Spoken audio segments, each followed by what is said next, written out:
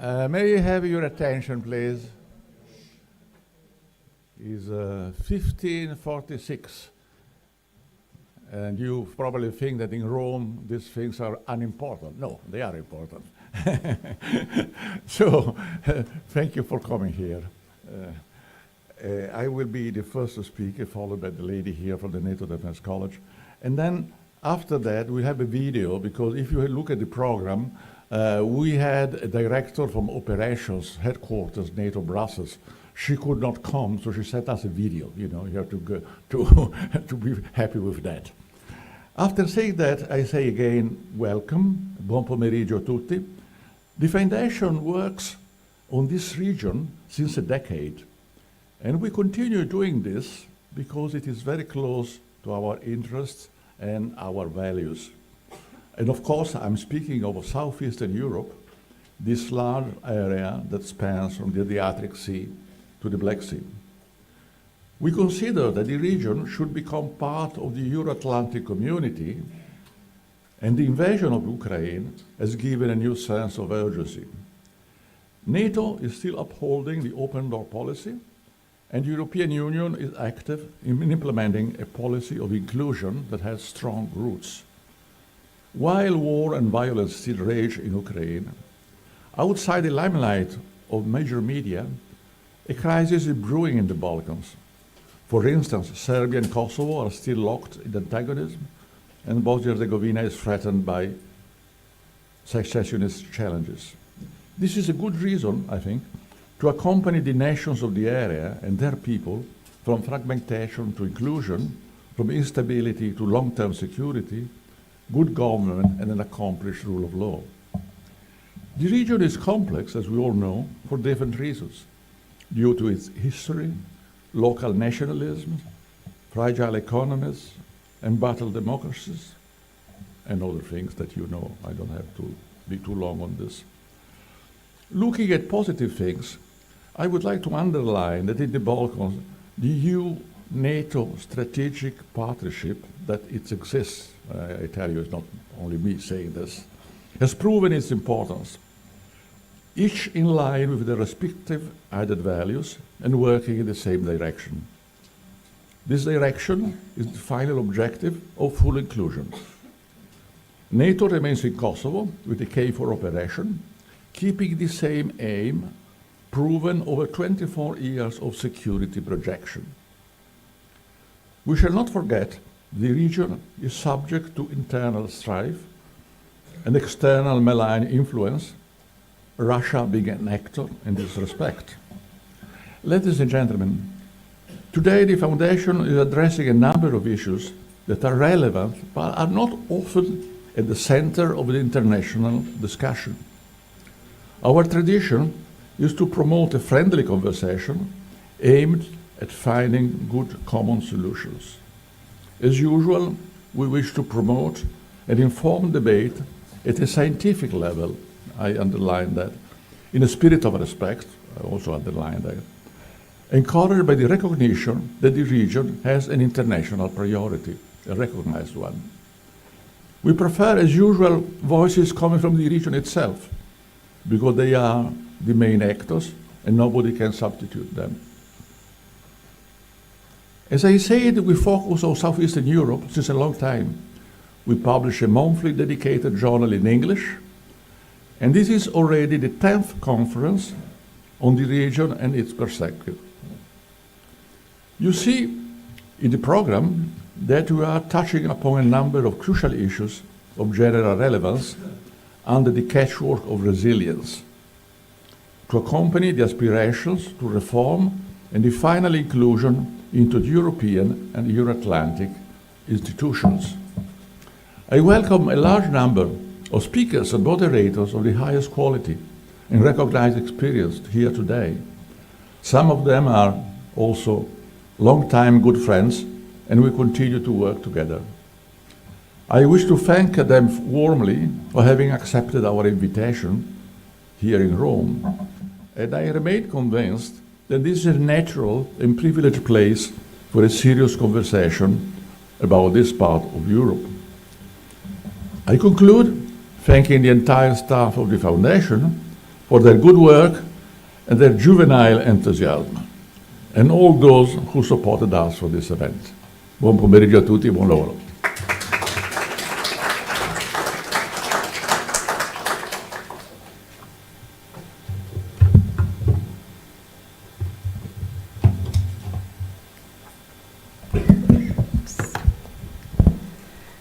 Mr. President, distinguished members of the NATO Foundation, ladies and gentlemen, it is a great pleasure for me to represent the NDC this afternoon and to address you. Our two institutions share the same mission: to better understand the world around us and to anticipate major strategic challenges. Allow me to open this conference with a simple conviction. There are no longer any peripheries to European securities. Today you have chosen to discuss a topic that I believe lies at the very heart of the security and prosperity of our continent.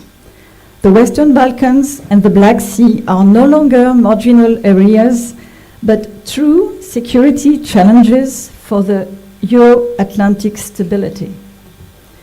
In the Western Balkans, we are witnessing a resurgence of political and identity tensions. Renewed secessionist threats in Bosnia and Herzegovina, persistent political instability in Serbia, and a stalemate between Belgrade and Pristina over Kosovo are alarming signs of weakened institutions, democratic fatigue, and structural vulnerability. These internal fragilities, amplified by hybrid threats, targeted misinformation, corruption, and organized crime, undermine citizen trust and create fertile ground for external interference. Looking further east, Russia's aggressive war against Ukraine has highlighted the strategic importance of the Black Sea for Euro-Atlantic security, Europe's energy security, and even global food security. This conflict has also reminded us that the region remains a vital crossroads connecting Europe, Central Asia, and the Eastern Mediterranean. Today, with nearly half of the Black Sea littoral states belonging to the alliance, these developments illustrate a fundamental principle. Dynamics once thought peripheral are now at the core of the geopolitical competition between Russia and the West, and their evolution directly affects the security of the entire European continent. It is therefore unsurprising to see the European Union and NATO reaffirm the central role of the Western Balkans and the Black Sea in their strategic vision, and to revive enlargement dynamics that reflect the awareness of the need to keep this country linked to the Western camp at a time where hybrid threats, internal fractures, and external interferences intersect. Ladies and gentlemen, the stability of the Western Balkans and the Black Sea is not a regional issue. It is a global challenge for Euro-Atlantic security. It tests our unity, resilience, and collective determination. Preserving this space means defending freedom of navigation, state sovereignty, and peace on the continent, as well as protecting our shared values: democracy, human rights, and the rule of law. It is in this spirit that European partners act to strengthen regional cohesion, support EU and NATO accession processes, and assist littoral countries in their institutional and military modernization. Preserving this space is, in essence, defending the founding values of NATO.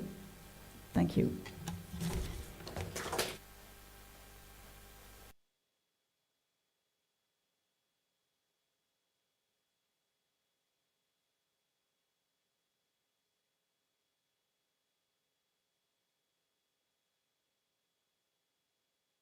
Good afternoon, ladies and gentlemen. It's my distinct pleasure to deliver opening remarks to you today. My name is Charlotte Hallengren, and I'm the Director for Operations at NATO headquarters in Brussels. I deeply appreciate an opportunity to share some insights with you on NATO's engagement in the Western Balkans and give you a sense of our strategic perspective in the region. My apologies for not being present today, as my schedule wouldn't allow me to travel and join you in person. My sincere gratitude to the NATO Defense College Foundation for organizing this high-level conference, the topic of which could not possibly be timelier. The Western Balkans remains high on NATO's agenda. It is of strategic importance to the alliance, as the secure Western Balkans means greater security across the whole Euro-Atlantic area. The region has come a long way since the 1990s, from a democratic transformation to ongoing processes that are moving it closer to NATO and to the European Union. Our number one priority in the Western Balkans is peace and stability. NATO has supported this for the past 30 years, thus allowing for and enabling important economic and social development. Yet today, we observe concerning trends that persist in the region and that require NATO's constant operational engagement, especially in Kosovo and Bosnia and Herzegovina. Divisive rhetoric, political stagnation, or any opportunities for a security vacuum have significant potential to spoil the progress that we've achieved thus far. NATO's commitment remains steadfast as we continue to implement our part of the two United Nations Security Council resolutions, UNSCR 1244 of 1999 with the NATO-led KFOR mission, and UNSCR 1575 of 2004 through a NATO presence providing operational support to EU-led mission EUFOR Althea. Alongside our direct operational commitments to the safe and secure environments of Kosovo and Bosnia-Herzegovina, NATO also empowers local security institutions to take ownership of their own security through assistance, advice, and capacity-building activities. I'll now give you a brief overview of those efforts. In Kosovo, NATO's commitment is spearheaded by KFOR, which is our longest and currently largest mission. For over 2 decades, KFOR has maintained a safe and secure environment for all people in Kosovo and freedom of movement, in accordance with the UN mandate, which it continues to fulfill impartially and at all times. In these 26 years, we've made great strides. From entering Kosovo in 1999 with 50,000 troops, we are now at 4,600. This reflects an enormous improvement of the security situation, yet challenges persist. The uptick in violence in 2023, both the attacks in Banjska and Zvečan, highlight the fragility of the security situation in Kosovo. KFOR aims to ensure such attacks do not happen again. However, security cannot be left to chance, but must be actively and prudently protected. KFOR troops demonstrated this in Zvečan on 29 May 2023, where their presence was crucial in preventing loss of life. Tragically, it resulted in 93 KFOR soldiers being injured, some of them with life-altering injuries. As Assistant Secretary General Goffis had said time and time again, we at NATO feel this deeply and personally. NATO made it clear to Belgrade and Pristina that such violence must not happen again, and that it was paramount for both sides to refrain from uncoordinated actions. Today, even in the face of a more demanding situation on the ground, NATO is proactively ensuring that KFOR has all the capabilities it needs to fulfill its UN mandate impartially and at all times. Regrettably, KFOR is actively targeted by disinformation and coercive anti-Western narratives, which are not merely false, but dangerous to our troops. This is why the importance of transparency and good faith can hardly be overestimated, especially in times of crisis and when tensions are mounting. Elsewhere in the region, calls for secession and redrawing borders remains a disruptive and disturbing part of the political discourse. This retrograde thinking is dangerous, divisive, and irresponsible. NATO strongly supports the sovereignty and territorial integrity of Bosnia and Herzegovina. NATO allies are clear that we will not allow a security vacuum to emerge in Bosnia-Herzegovina or elsewhere in the Western Balkans. NATO's contribution to the EU-led Operation EUFOR Althea under the Berlin Plus arrangement exemplifies our commitment. We are expecting all actors to remain responsible and for the UN Security Council members to renew the mandate of EUFOR Althea for another year on 31 October. Finally, to support long-term stability, NATO is investing greatly into building the capacity of local security institutions in the Western Balkans. That is the ownership pillar, the cornerstone of lasting transformational change. In Bosnia-Herzegovina, we support reform efforts to make the country more resilient and secure, including through a defense capacity building package. This effort strengthens their capabilities in areas including crisis management, cyber defense, and counterterrorism, and enhances the interoperability of Bosnia and Herzegovina's armed forces with NATO's. This year, we expect to launch programs of activities in a number of domains, including counterterrorism, cyber defense, air evacuation, military police, and crisis management. Important steps have already been undertaken. More than 8 million euros have been contributed to the dedicated trust fund by NATO allies and partners. In Kosovo, the NATO Advisory and Liaison Team for decades has been providing capacity-building support to the security organizations in Kosovo within the areas of crisis response, response to natural and other disasters and emergencies, explosive ordnance disposal, and civil protection.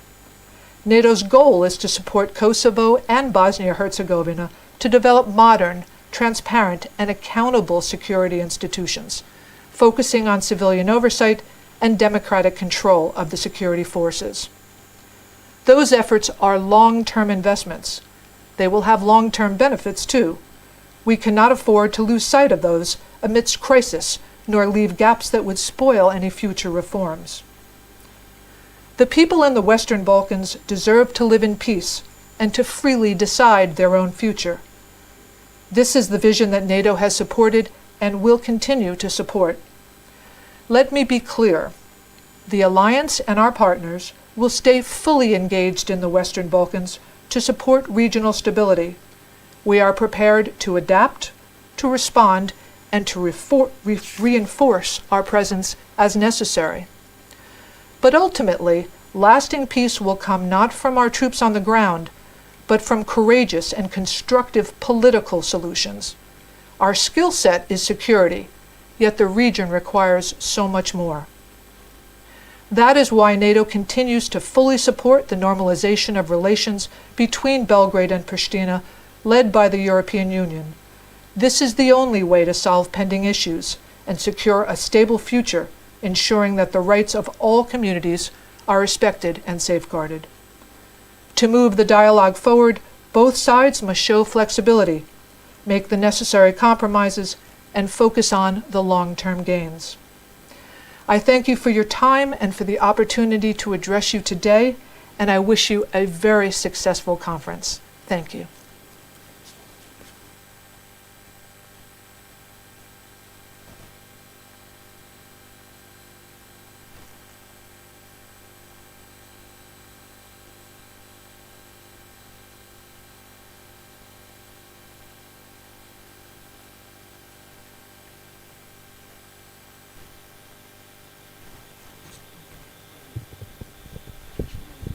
Hello to everybody. We thought that it will be a short introduction, but nonetheless, we will introduce ourselves. Please, Mr. Bill, maybe we'll you do should. that. Okay, it's an immense pleasure to be here today at the start of the Balkans Black Sea Perspective Conference and to talk about important subject of the significance of Dayton Accords. My name is Milica Marinovic. I'm media advisor to the President of Montenegro. And today, our distinguished guest is a Swedish politician, diplomat, former Prime Minister of Sweden, Minister of Foreign Affairs. In the time of the Bosnia peace process, EU representative for former Yugoslavia. Then in 1995, first High Representative for Bosnia and Herzegovina today an active voice about European stability, about Euro-Atlantic relations, Western Balkans. Mr. Carl Bildt, did I forget something? No. Well, definitely not a short statement for a really rich and long political career. Maybe we should start in order to keep with the time. So when you think about 1995, what is your first thought and memory? You know, I was a student of international relations, and Dayton Peace Accords was the question in my exams. And I was always wondering how it was politically and personally to bring three leaders together to sign that agreement and, you know, to end the war in Bosnia and Herzegovina. Well, I mean, first I think we should not forget that even if we focus now on Bosnia, the Bosnian drama was a part of a 10-year drama of the dissolution of Yugoslavia. That went from a rather short skirmish, you can say, with Slovenia, then rolled down in Croatia, in Bosnia, in Kosovo, and in North Macedonia. It was 10 years where the efforts of the international community in the beginning was trying to prevent the violent breakup of former Yugoslavia. That failed, has to be said. But in the middle of that, the effort was to prevent the violent breakup of Bosnia, which was, of course, a mini Yugoslavia. And that sort of illustrates the magnitude of the problems that was there. 1995, that's sort of the end phase of the war, but it was also the perhaps second worst year of the war. The worst was in 1992, I think, but 1995 was pretty bad, has to be said, because that was the fact that there was the realization by all of the actors that the war was coming to an end. And when the war is coming to an end, you do the final battle to be in the best position when the negotiation starts. And that fueled a lot of the military activity and a lot of the ethnic cleansing and all of the horrors that we saw during that particular summer. The important thing that happened in 95 and made peace possible was the fact that for the first time we managed to get all of the major international actors on the same page. The Americans got the act together. They were fairly divided in Washington. There was a division between the Europeans and the Americans. The Russians were somewhat skeptical about some of the things that we were doing. But we managed to get all of them together. And when the international community acts as one, it has force. And that was the diplomatic force that was deployed in order to forge that particular compromise that was Dayton.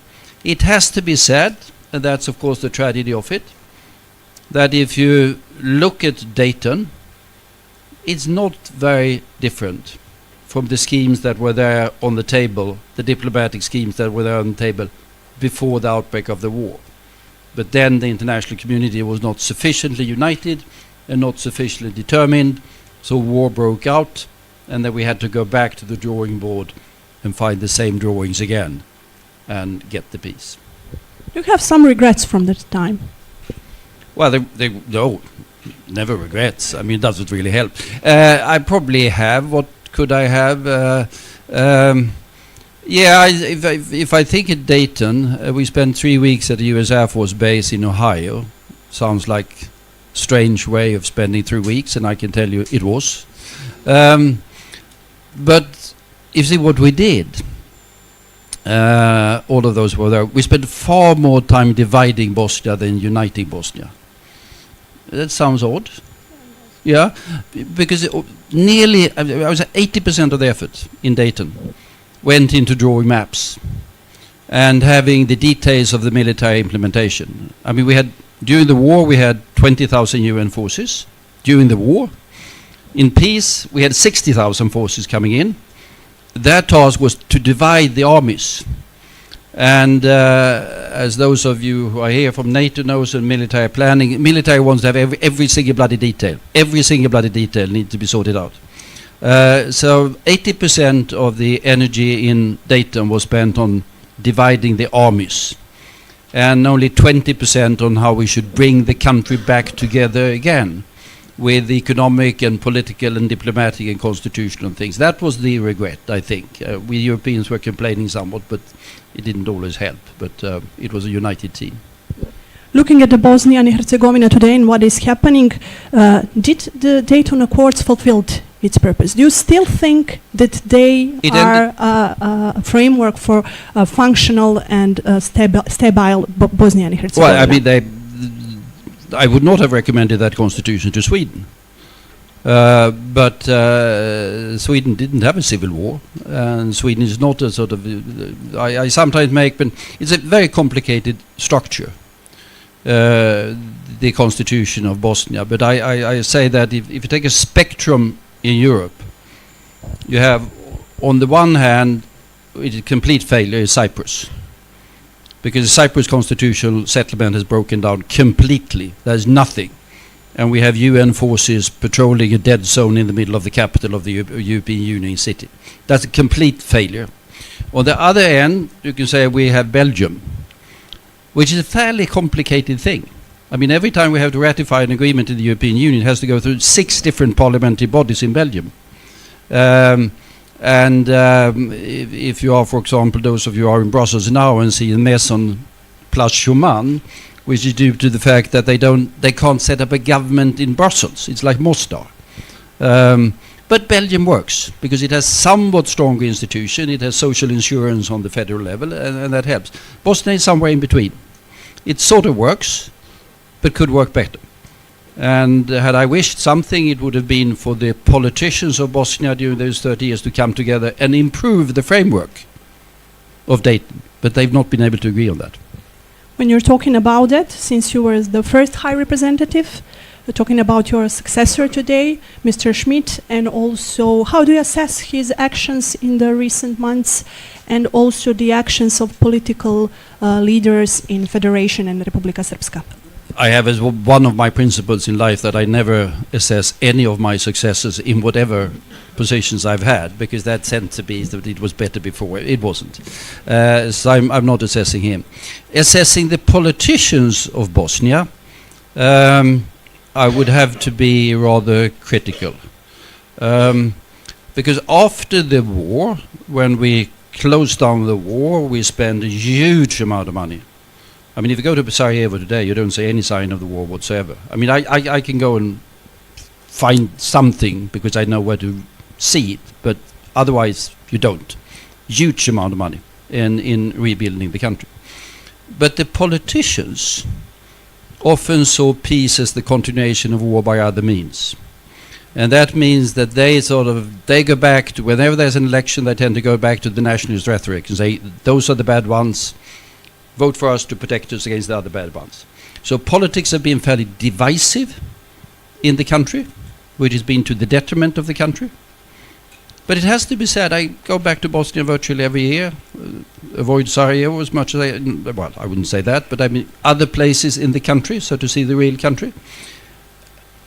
I mean, there's been less inter-ethnic violence in Bosnia than in Sweden during the last 30 years. No violence. What we spent a lot of time on in the beginning was, as I say, the division of the country, what's called the inter-entity boundary line. We have tanks and troops and whatever to prevent clashes and whatever. Today, I mean, Peter and myself, who know exactly where the IEBL was, we know when we pass it. But if you don't know it, you don't know it. You don't see it. You can see signs somewhere. But otherwise, people interact. There's virtually no tension between people. There's tension between the politicians, but virtually no tension between people. Does that mean that they all love each other? No, people seldom do. They don't do that in politics of Sweden either, I have to confess, although it's not quite as bad. But they know there was a war. A war is a bad thing. And now they're building a peace. The thing that worries me, if there's one thing that worries me, not only Bosnia, but generally in the Balkans, is of course that young people are leaving. Bosnia used to be 4.5 million people. It's now 3.5 or something like that. And they queue up outside the German embassy to get permission to work in Germany. It's sorry to say, virtually the same all across the Balkans. But still, I think that's really the thing that needs to be done, to give sort of confidence in the future of the country to young people, so that they stay and invest in the future of their country, because it has assets, it has resources, it has possibilities. When we were talking about Western Balkans, things have changed profoundly since the 1990s. You have Yep. some countries which are the members of the NATO alliance, others are part of the EU, some are on the path, some are neutral. But how do you see, the Western Balkans 30 years after? Did the politicians learn something about the Dayton? Well, I think after Dayton, there was some of us were then trying to say that we need to have a push for sort of European integration and things like that. Not very much came of that. Then we got the Kosovo War, and after the Kosovo War, there was a renewed push for that, the stabilization and what we call the stabilization agreement of force, or whatever it was called at the time. Not very much came of that either, has to be said. Croatia became a member of the European Union in 2013, but since then, until recently, I'd say, the Brussels machinery has paid lip service to enlargement, but not very much more than that. And that has been bad, because that means that the impetus of enlargement has been sort of the driving force, the soft power has been weakened. It's slightly different in different parts of the country and different parts of the Balkans, but we should have done more in terms of driving integration and driving reform. Because without that drive from Brussels, it doesn't happen. Today you have often different voices from the European capitals. Yes. You have a number of candidates. The country where I come from, Montenegro, is also one of them. Bosnia and Herzegovina, whom we spoke about, is also a country which is candidate. Our motto and our credo in Montenegro is 28 by 28. Is this possible? Do you see enlargement in the next years happening, especially when we have in mind global shifting power circumstances? Yes, but the global shift has, as a matter of fact, helped the Western Balkans in this particular case, because the thing that brought enlargement back is Ukraine. It was fairly obvious, and I sort of vividly remember the significant shift in primarily the French position. The French had been essentially against Western Balkan enlargement, essentially couldn't think about Ukraine. But then came the war, and the French turned around. And when they turned around on Ukraine and on Moldova, then you have to turn around on the Western Balkans as well. So the fact that Ukraine is now on the agenda, the strategic imperative of that in order to create stability in the east of Europe, has brought the Western Balkans back on the agenda. And then we are sort of back on all of the minute details of what they are doing or not doing. Albania and Montenegro are probably in the lead, but we still have major problems. We have the ludicrous situation where North Macedonia is still blocked by the Bulgarians for reasons that you have to have a fairly high degree in history in order to understand it. And we have, of course, the fact that the Serbia-Kosovo war ended out without a peace agreement. So we still have a situation where Kosovo is not recognized by 5 members of the UN, is only recognized by roughly half of the members of the UN. And that creates significant difficulties for the entire process, including Serbia, but Kosovo as well. When you're speaking about war in Ukraine, let me get back to the NATO Parliamentary Assembly, which was held in May in Dayton. They, since marking the 30 years of the Dayton Agreement, they urged a deeper engagement of the NATO, warning that the peace in the Western Balkans remains fragile. Is this a serious concern now? I wouldn't say it's necessarily fragile. I'm not that worried about Bosnia. Well, I'm worried about the aspect of Bosnia that I mentioned. Young people leaving, not sufficient emphasis on the economy, the politicians not getting their act together, although they've been slightly better the last few weeks, I have to say. They've taken some significant steps that were somewhat unexpected. But in terms of sort of fracturing or secession, I think those fears are not there. It has to be noted, by the way, that here the Russians have been somewhat helpful. I mean, whenever Dodik goes to Russia, I don't know if you saw that when he was over there a couple of weeks ago. We saw Lavrov. There was a press conference, and the Russians are very, very. They put a big Bosnian flag behind him, and in order to say that we might disagree with a lot of what the High Representative does, and we think that NATO is a bad thing, and blah blah blah. But the territorial integrity of Bosnia is still something that they support, and that's important. That is important, closing down the secessionist. I'm worried about northern Kosovo and the inability to move forward on, as a matter of fact, the agreements that were made on some of the things in Kosovo, also for the Serb minority. I mean, there were agreements made, but the inability to move forward on implementing those creates difficulties. And I'm worried about, as I said, the hold up with North Macedonia. Then I can be worried about a lot of details about sort of Montenegrins, Albanians, or Bosnians don't implement the one or the other directive coming out of Brussels on food safety or pig wealth or whatever else Brussels, but that's not a key thing. So except the north of Kosovo, as you said, what are the most pressing risks for the rest of the region? No, it depends on what you mean by risk. The overall risk is stagnation, that they don't manage to break out in terms of enlargement, in terms of economic development. It's not that they're doing that badly, has to be said. I mean, the Bosnian economy is plus 2 point something. Serbia has been doing, I mean, if I remember the figures, they are, if we compare the key countries now with the EU average, I think Bosnia is roughly, in terms of GDP per capita, I think Bosnia is roughly a third of EU GDP per capita. That's bad. Serbia is roughly 55%. Croatia is roughly 75%.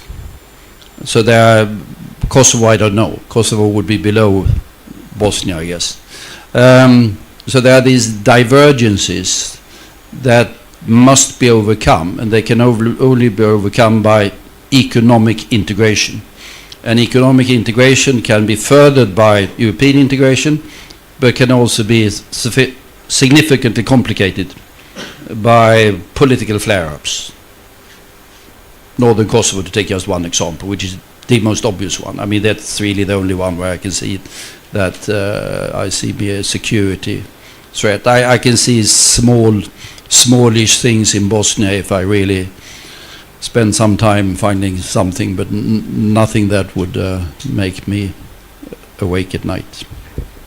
Have in mind everything that you said, and since our time is running, what is that one piece of advice that you would give to Balkan leaders at this particular moment? Concentrate on economic development. If you don't get the economies moving, you will lose your young people. And then you will be left with a situation that will be very difficult. You get a lot of old people there, but you have to pay for them. And you don't have the vitality of the societies. And you can only get that going by being more serious with the EU enlargement process.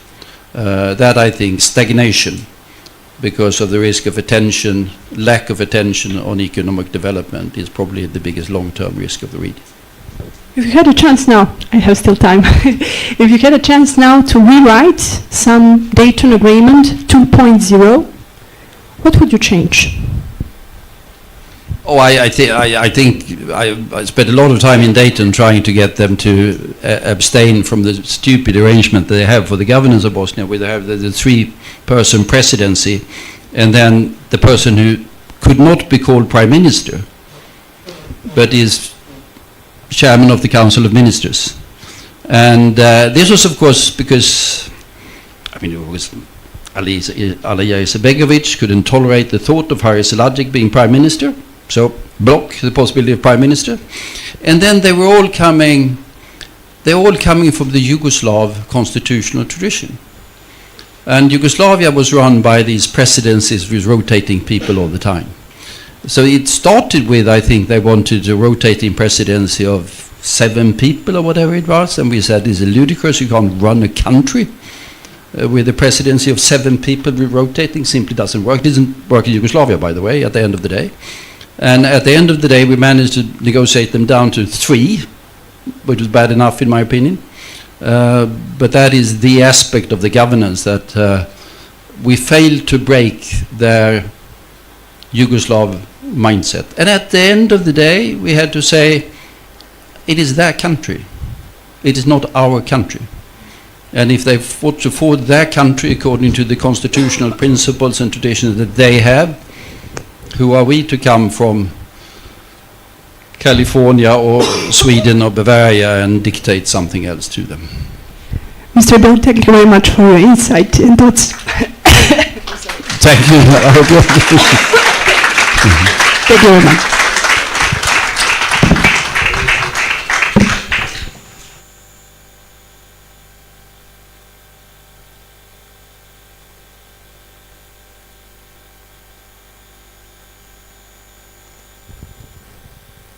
We have enough voice. Just a second, so I have the pleasure to introduce the next panel. Is it there? No, because before it wasn't. Here we are. I have the pleasure to introduce the next panel on NATO strategy in the Western Balkans, achievements and existing challenges, which means very simple, you know, what we have done until now and what has to be done.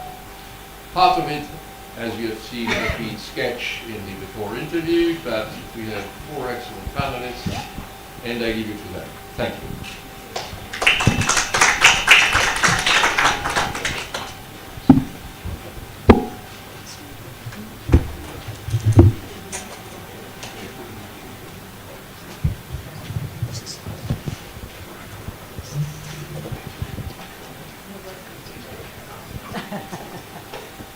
We're actually just going to take a second and introduce ourselves to each other, if you don't mind. I think that's appropriate, so I can introduce them to you.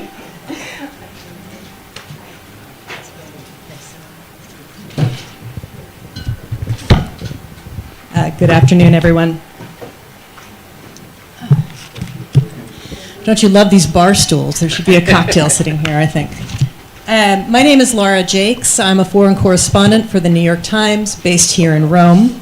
I was moved here 3 years ago after covering the State Department and the Pentagon in Washington for many, many years.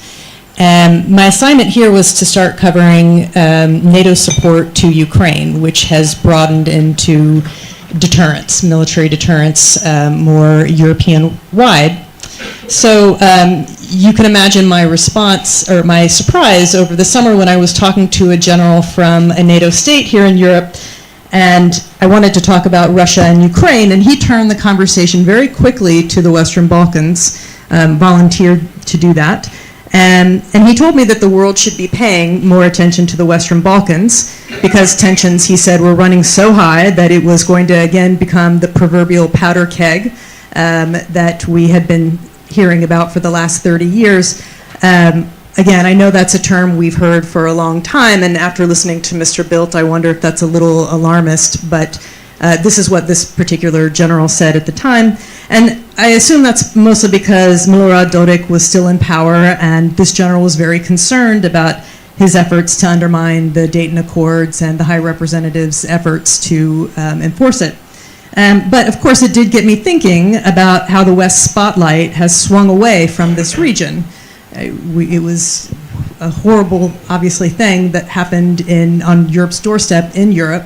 And then we, as an alliance, it got distracted by 9/11.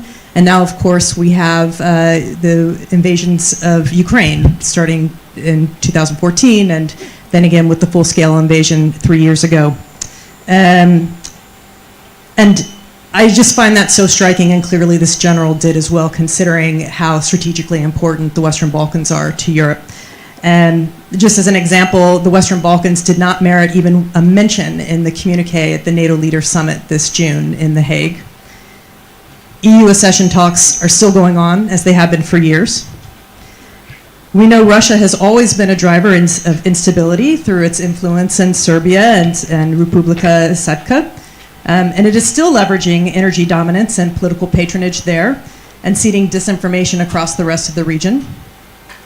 Meanwhile, as I'm sure we all know, China is funding at least hundreds of infrastructure, energy, and manufacturing projects in the Balkans. About a year ago, the tally was that they had invested about 32 billion euros in the region. About a third of that was to Serbia.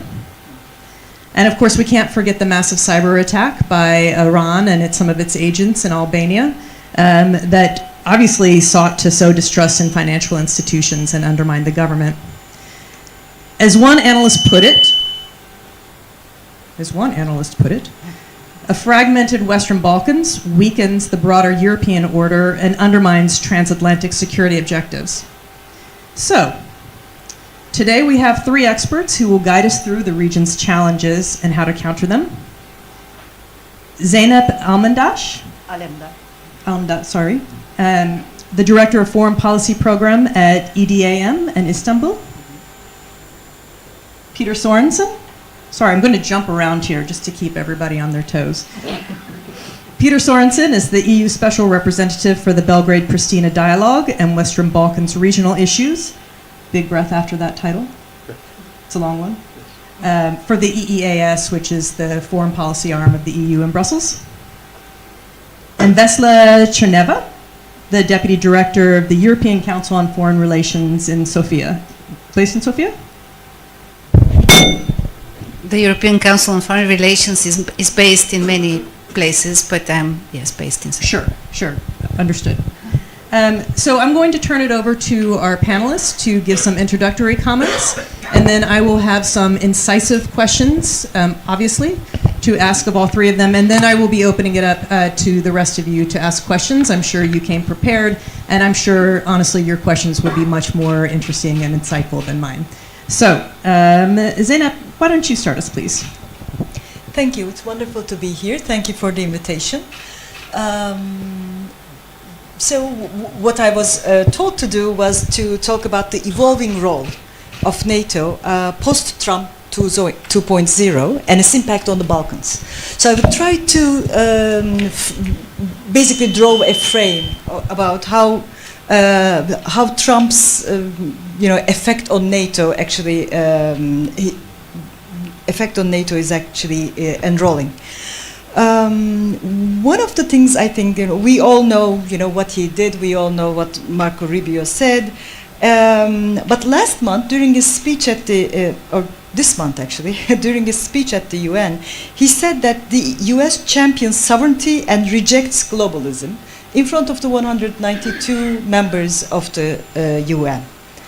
So I think one of the things that we should be very careful upon and really remember all the time is that not only US's credibility as a stabilizer, both in the Western Balkans and the world, has shrinked or like completely eroded, but the institutions are also weakening. So the belief in not only belief in the institutions are also weakening, but also the divergences within the institutions are weakening.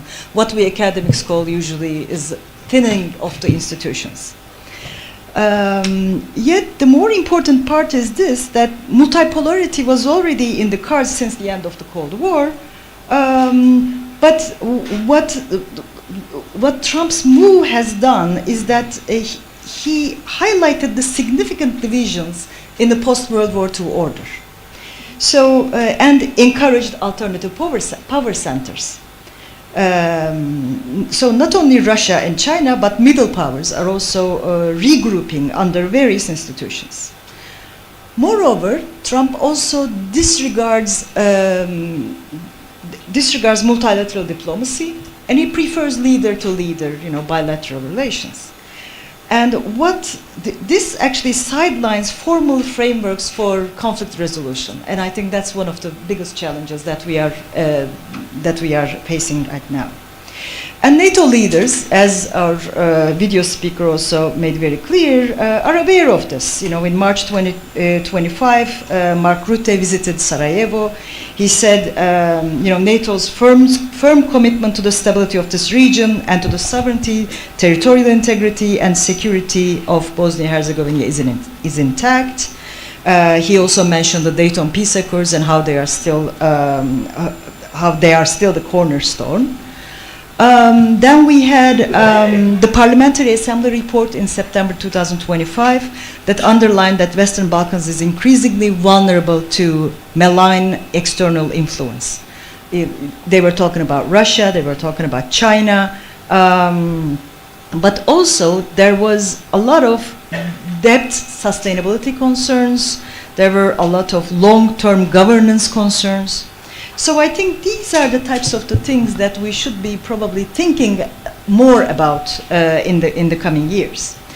One of the things that I would thus advise or you know, suggest that we would start thinking about very soon would be two things. One of them is, you know, these hybrid threats definition of the NATO. Which actually Rutte is also kind of thinking about nowadays. You know, what does really hybrid threat mean? Where does it really start? When you say something, when you define something as hybrid, it's you can basically put everything in there. So is this going to be some type of political influence or something else? So we should probably think about that. And the second is, and this is also in the strategic concept, we kind of had it kind of mainstreamed it in the NATO strategic concept in 2022, but we don't see enough, I think, you know, comments or prominence of the economic security risks, which also you were advising to Bosnia as well. So, so I think one of the things, so I think the things that we can definitely do will be to think about these things in a much in a much more you know, concentrated way, and try to solve the tensions that are already going on, the ethnic tensions, the territorial disputes, the geopolitical polarization, the external pressures, the influence operations, the disinformation, propaganda, all the threats, the military build-up and different types of alignments between various countries. So I think what I will mostly focus on will be two things. One of them would be this disinformation, because at EDAM we've done a lot of work on disinformation and how NATO and the European External Action Service do not unfortunately talk to each other too much. And they're both working on foreign information manipulation and interference, but they are naming it differently. So I think that is one thing that we should definitely think about, and how to cooperate, how to make EU and basically NATO cooperate on these definitions of disinformation. And the second one is again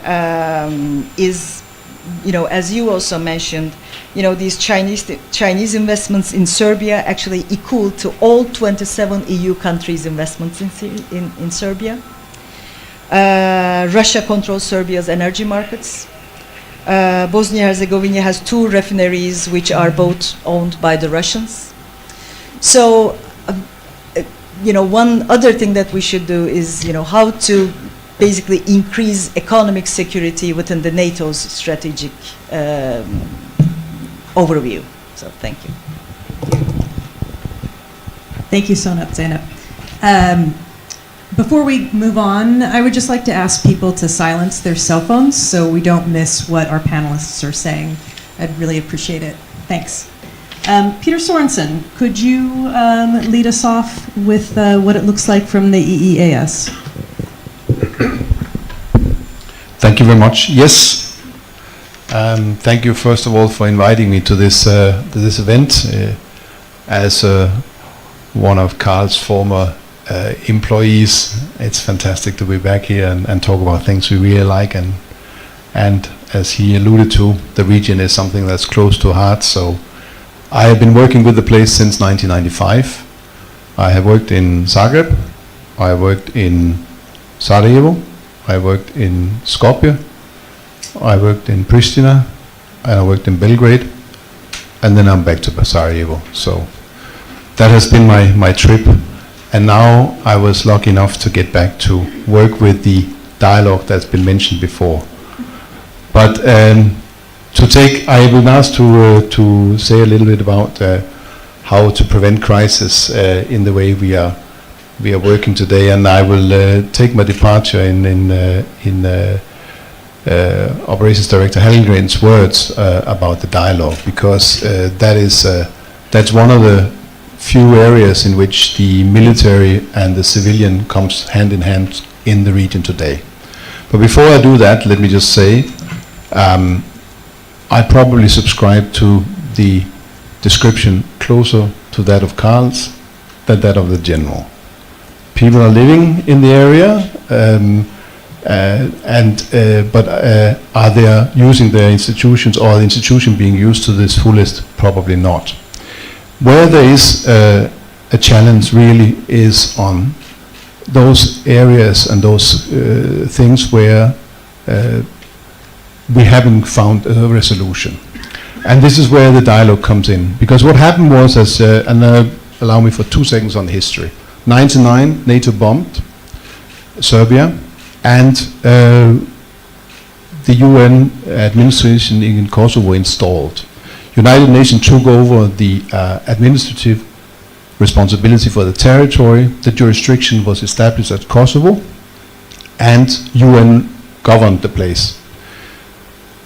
Fast forward 2008, Kosovo declares independence, challenged by Serbia. Serbia has an intermezzo that goes over the International Court of Justice.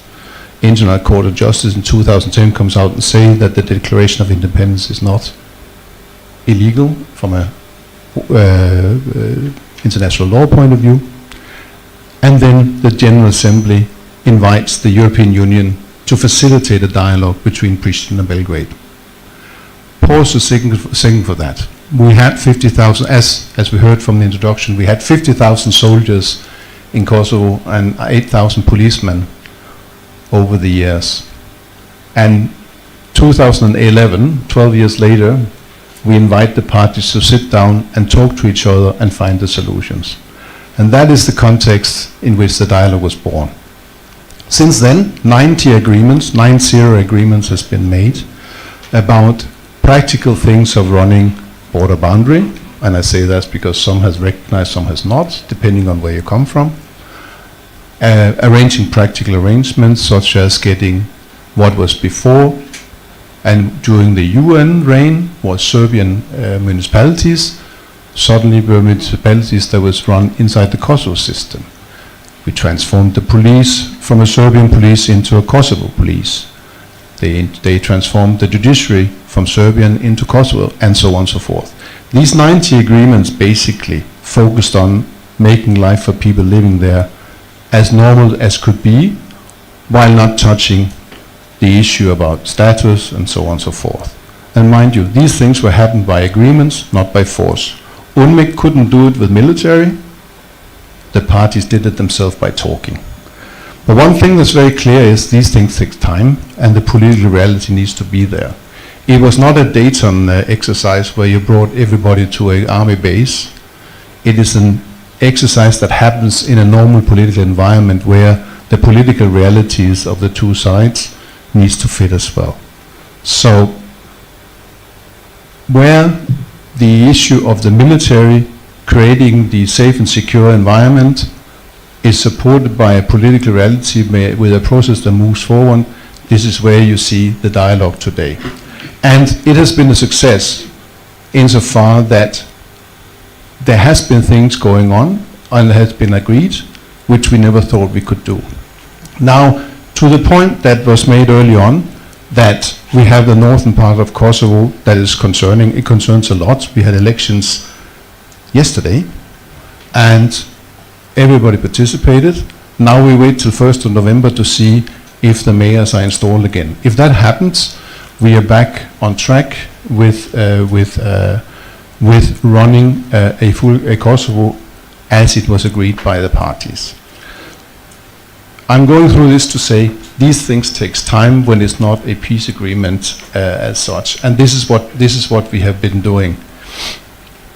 But it cannot be done unless we are working side by side, and as Hallengren rightly so said, that we are trying to make sure that when we are moving these things forwards, we do it hand in hand, and that's what we have seen between the NATO mission there and my own setup. I think I'll stop there. I actually have a follow-up question. If you could just since you're going through the history of this, if you could clarify something for me. In 2023, there was an agreement in principle in the dialogue between Belgrade and Pristina. I thought that was for normalization, but I also thought that nothing had happened since then. Could you clarify what the status of that is and why it hasn't, if I'm understanding this correctly, why it hasn't moved forward? Yes. Are we on? Yeah. So what has happened through the 90 agreements that I mentioned before has been a succession of agreements from 2013, 15, 16, and the biggest agreement came in 2023. What happened there was that whereas the first agreements focused very much on technical, get the boundaries to work, get the administration to work and so on, the agreement in 23 was basically codifying all the agreements that's been beforehand into one big agreement called the Ohrid Agreement. What happened then was a discussion between the parties who moves first, because inside the 2023 agreement, which is basically drafted and crafted over the principles of the German agreement, accept each other's presence but don't formally recognize. Inside that agreement, there are some wishes of both sides, and of course, both sides wishes the other part to start implementing their part first before they give theirs. This is no new thing in a dialogue. If you look at the agreements that have been done over the years, it takes it's not quick to make an agreement, but the easy part is make the agreement, the difficult part is the implementation. Dayton shows that as well. So the traditional, we will have an agreement entered into, and then it will take 1-2 years to implement it. So only after 2 years you could start seeing the implementation happening. The one that takes the longest part has been such a practical economic thing about how to pay for your electricity if you live in the north and how electricity systems should work. It took 9 years from we started to the agreement was in place. Now, with that in mind, I'm not so concerned about the 2023 agreement, because it does have a lot of elements and it will take, my guess, it will take some years before we end up with, we can say that this has been agreed.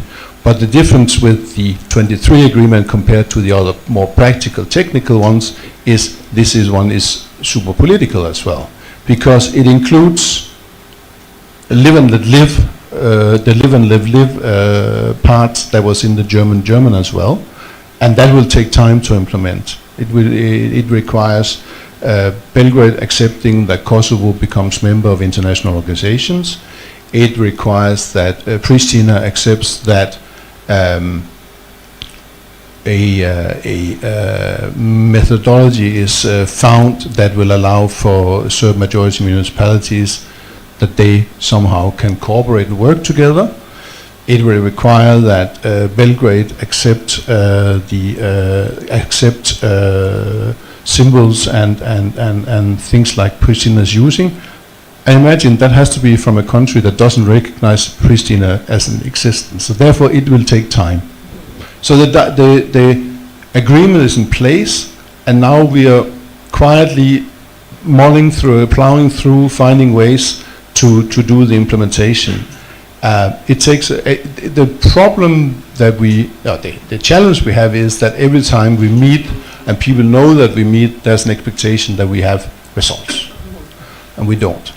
It doesn't work like that. It takes a lot of time. So this is basically where it is. So hence all the academics and those who doesn't sit with fingers right into it, they will say nothing is happening, but it is.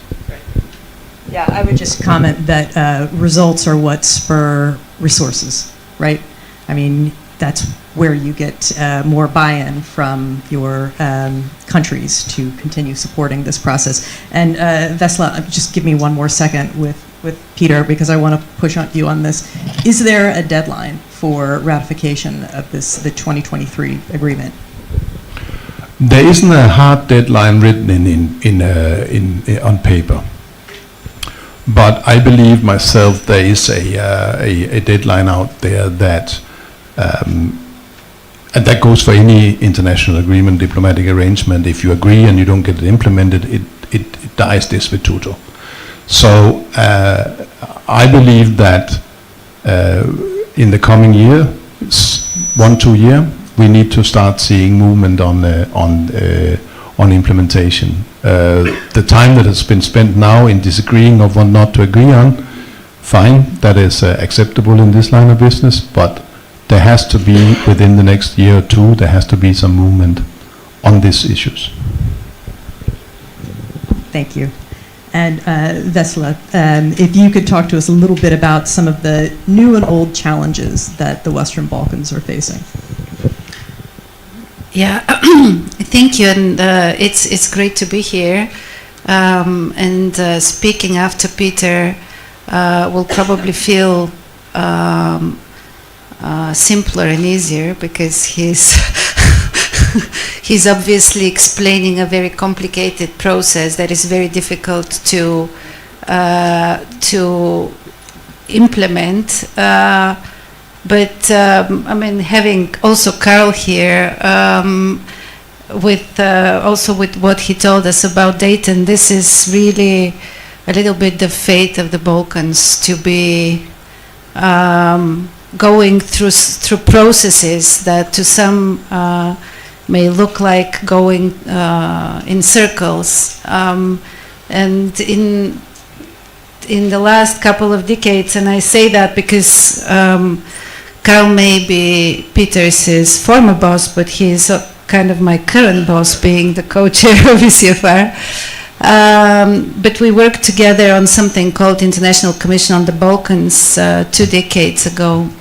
And back then we were wondering how to win the peace in the Balkans, not only how to stop the war, which was obviously the big result of Dayton and the other subsequent agreements. But winning the peace has proven to be still, you know, a convoluted game. And as it was said, it's not that the Balkans are going to explode tomorrow.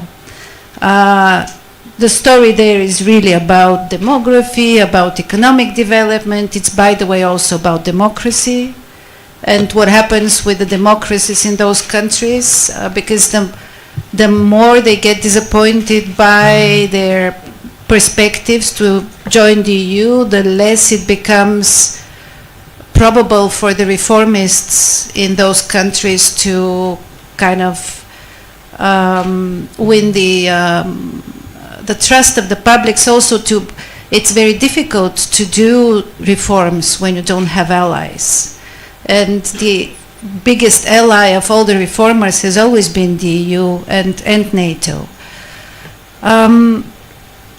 If we look at the Western Balkans from a NATO perspective, of course it's a mixed bag. I mean, you cannot talk about the region because three of the countries are members of NATO, 3 are not. Some of them are producers, so to say contributors to the security. Others are consumers of security guarantees and security arrangements. We have U4, we have K4.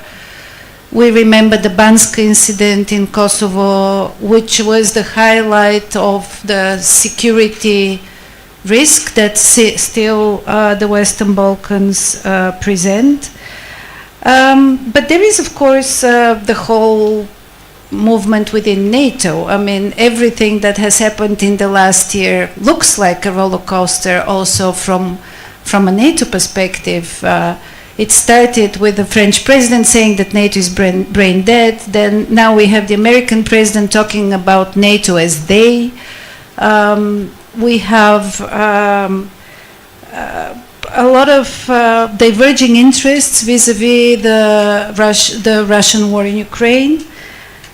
We have the real estate democracy and so on. And yet, in the Western Balkans, NATO's mission seems to be intact, seems to be clear, and it seems to be, as Peter also mentioned, in sync with the EU in its main points.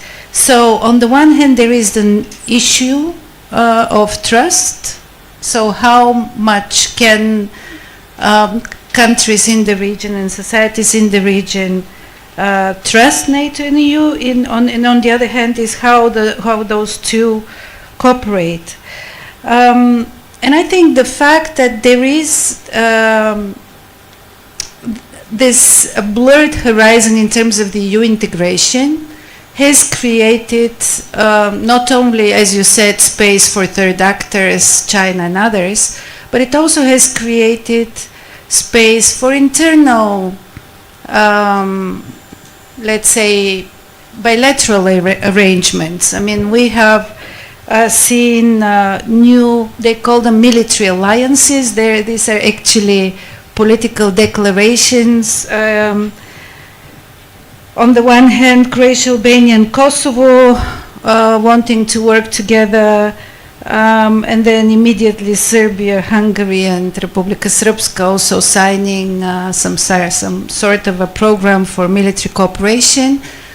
This may not have any substance in terms of real kind of military cooperation, but it does sound a bit, what should I say? It recalls old stories in the region, which makes it kind of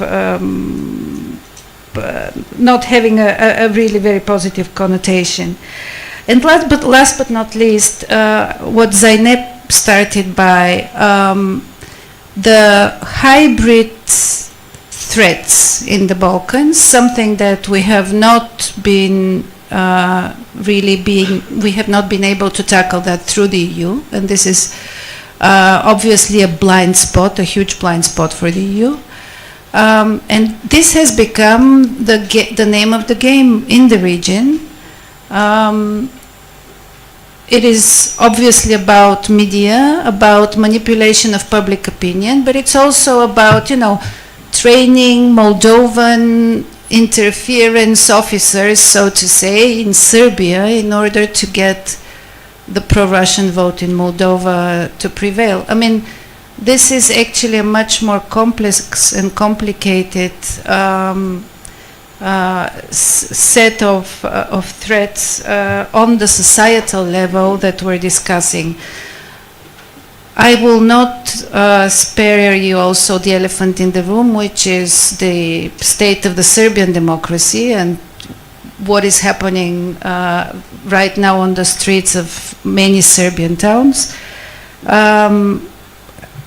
This is in its own right a factor of, let's say, instability, if not societal change. But how do we address that, given especially the hybrid openings that we can see there is also a big question.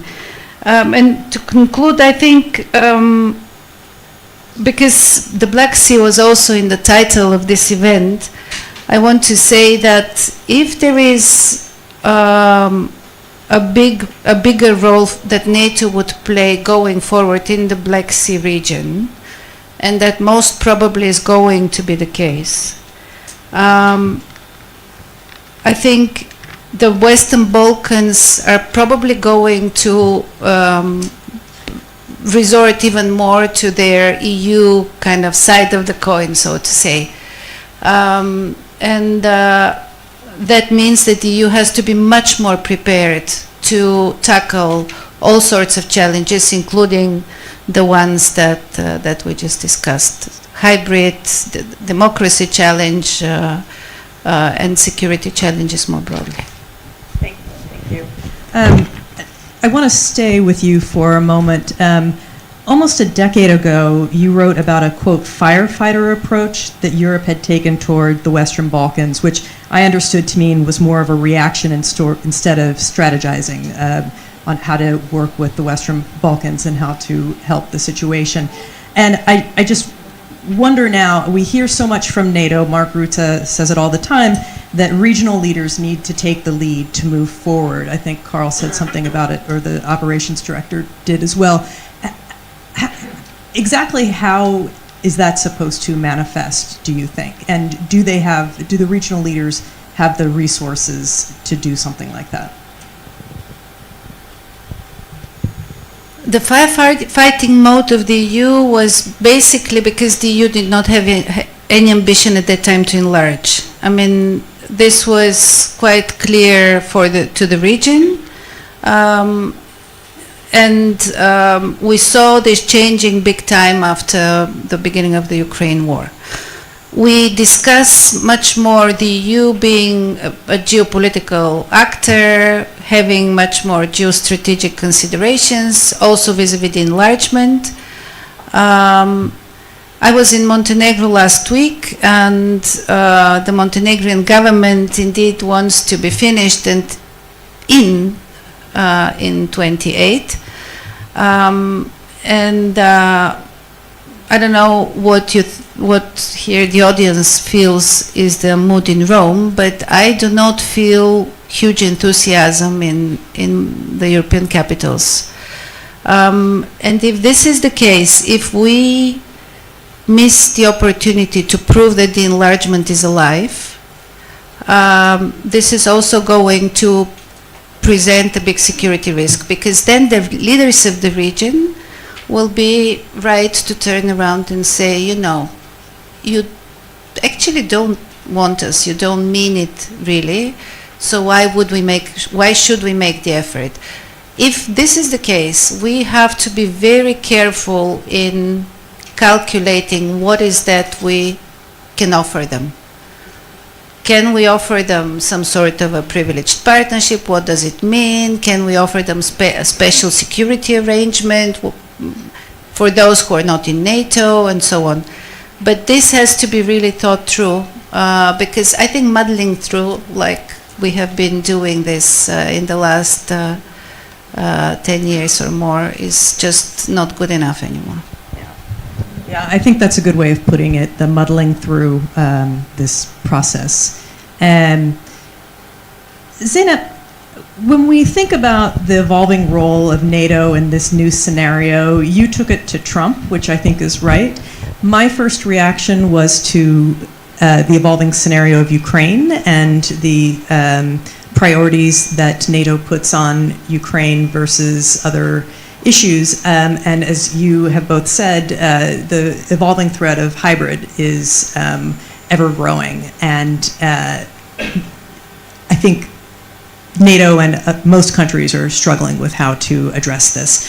I'm wondering if you have ever seen, or if you think anything you've seen of some of this disinformation, manipulation of public sentiment rises to an Article 5 violation, and at what point, I know that's a lot to ask of you because this is a huge question that NATO is dealing with right now, but hybrid is something that you brought up. Naming and shaming only goes so far. Is this something that needs to be dealt with only bilaterally, or should NATO take a harder, and the EU, I suppose, take a harder approach to it, especially in a place like the Western Balkans? I mean, whatever we read or learn about the Western Balkans and interference to elections, it all comes to, at the end of the day, it all comes to, you know, the Russian misinformation channels, and not only misinformation, but as Vesela mentioned, you know, training of, you know, different agents. I think it will be a stretch to go to the, Article 5, but on the other hand, we started going to Article 4 so often that I don't know whether we will need to go to Article Twice 5 in 2 about weeks. That was impressive. Oh my goodness. Sorry, I don't mean to interrupt, especially with feedback, but it was quite unprecedented for that to happen. That's what I'm saying. But no, I think what I mostly try to underline is the fact that, NATO is a type of organization that actually has always known how to renew itself. It always reinvented itself. It's changed itself. Although of course, it's a defense corporation. And I was thinking that, oh my God, Zeynep, you're going there and you're going to say that, oh, we should think about economy, which is completely against, everything that NATO mostly stands for. But then I really believe that these questions are not actually separable from each other. That's one of the reasons why, the Dayton Accords do not work. That's what happens in Serbian streets. What happens in Bosnia-Herzegovina. And I think one of the reasons why I also linked it to Trump is basically this is the end of the liberal international order, and we are going through it. So international organizations such as NATO, which we had the privilege in our lifetime to live safely under for. I don't know how you define safety, but still somehow we have the opportunity to actually renew our priorities and think about it, because this is something that we are good at. This is something that NATO has done before. That is why I think I'm trying to link all these international organizations in such a way that we will find commonalities that will actually benefit all the nations and all the states, and actually help the citizens to live peacefully and not do it as the Dayton Accords, which the results we are actually seeing now. Thank you.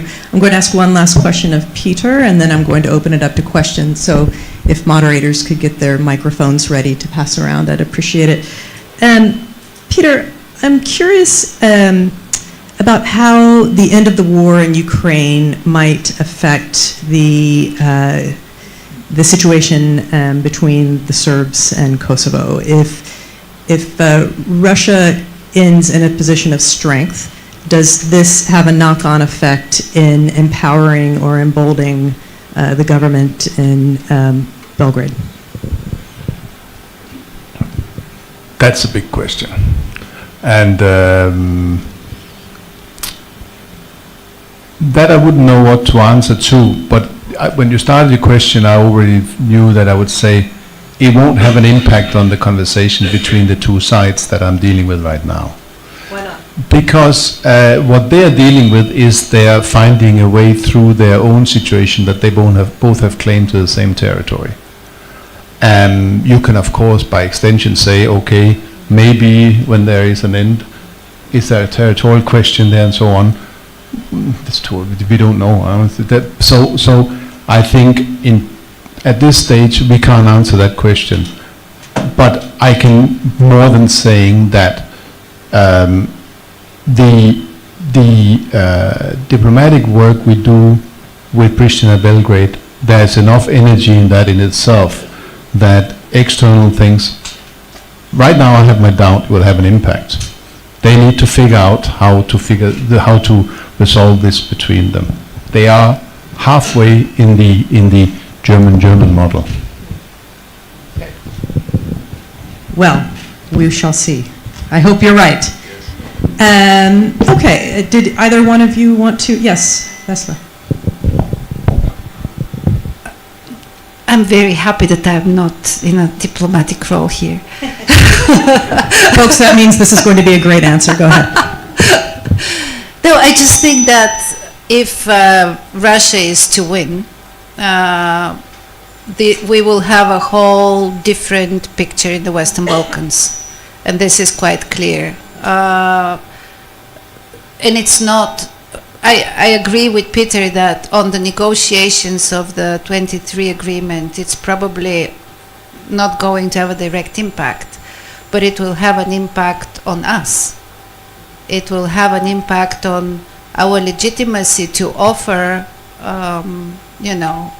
a future to the Western Balkan countries, because in a way it is about also our ability to protect our way of life. It's about our ability to protect the principles of the UN Charter.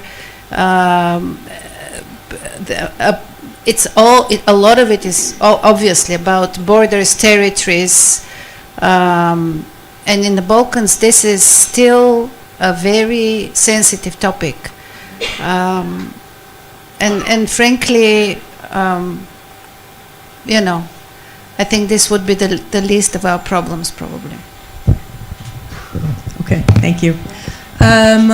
Questions? I'll start here with you. Just a friendly request. Please ask crisp questions and not chatter on for a bit. And we'll start right here, please. Thank you. My name is Bassel Mehmedi. I'm an ambassador of North Macedonia here in Italy. I have one question, and I want to zoom out from all the problems that were mentioned by all the panelists, and I'm absolutely, thrilled to hear Carl and Peter and all the rest. And I want to concentrate on one issue that was introduced tonight by Carl Bildt, which is absolutely amazing and fascinating, and we should concentrate more on that. When he was asked about what would be one issue, one suggestion that you might make for all these leaders of Western Balkans, he talked about economic development. So if the economy is the attraction force for the local leaders of Western Balkans, I would ask the same question.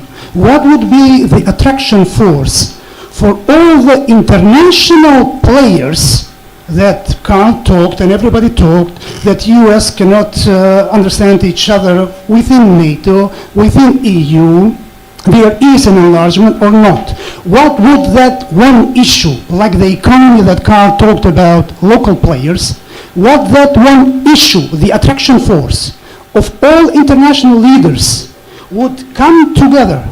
If security is that one issue, it shows, it demonstrates that it passed 3 years after Ukraine war, and still the enlargement is moving away, it's not there. So is there a shocking event, a political event, a military event that needs to happen at large in order for all the international players to have this attraction force, like Carl is talking about the economy, about local leaders at Western Balkan? Thank you, Ambassador. So what will it take to get the international community refocused on the priority that the Western Balkans is? Peter, do you want to start? We'll just go down the line. Yeah. And a gentle reminder to our panelists, crisp answers as well, please. Okay, we're already there. EU enlargement is, the new Commission has stated very clearly what the ideas are. So I think the penny has dropped for us in that respect. I was sitting in Bosnia when we said there would be no more enlargement in this. It was in 2014 or something like that. And saw what that did. I saw the effect of this, but it's a different situation now. The number of meetings in the process is okay, but I'll keep it crisp and just say we're already there. I think it's Ukraine. I think depending on how Ukraine does and what the EU thinks about Ukraine, in terms of not only the war but enlargement and how it is going to perform the MFF negotiations next year, is going to play a big role in how it thinks about the Western Balkans. Because if in the end the consensus in the EU is that all of this is too hard, too expensive, and it's just going to take too much political energy, that is definitely going to be valid also for the Western Balkans. I think from the Turkish standpoint, and I don't do this usually because I don't usually talk with the states policies, but it's I think from the Turkish standpoint, I mean the Prime Minister, the Foreign Minister Fidan also just recently said that this is the EU membership for the Western Balkans is the way that is the only way that the Western Balkans are going to be again on the spot. But also he emphasized other types of potential cooperation between Turkey and the Western Balkan countries. For example, about customs union. So I think those types of changes would actually, EU membership for the Western Balkan countries would actually bring somehow, better development to the Balkans. Peter, am I understanding correctly that there are accession talks underway with Serbia? There are accession talks underway with Serbia. Okay. Yeah. Okay, hold that thought. Another question. In the back, this gentleman, I saw you. Yeah.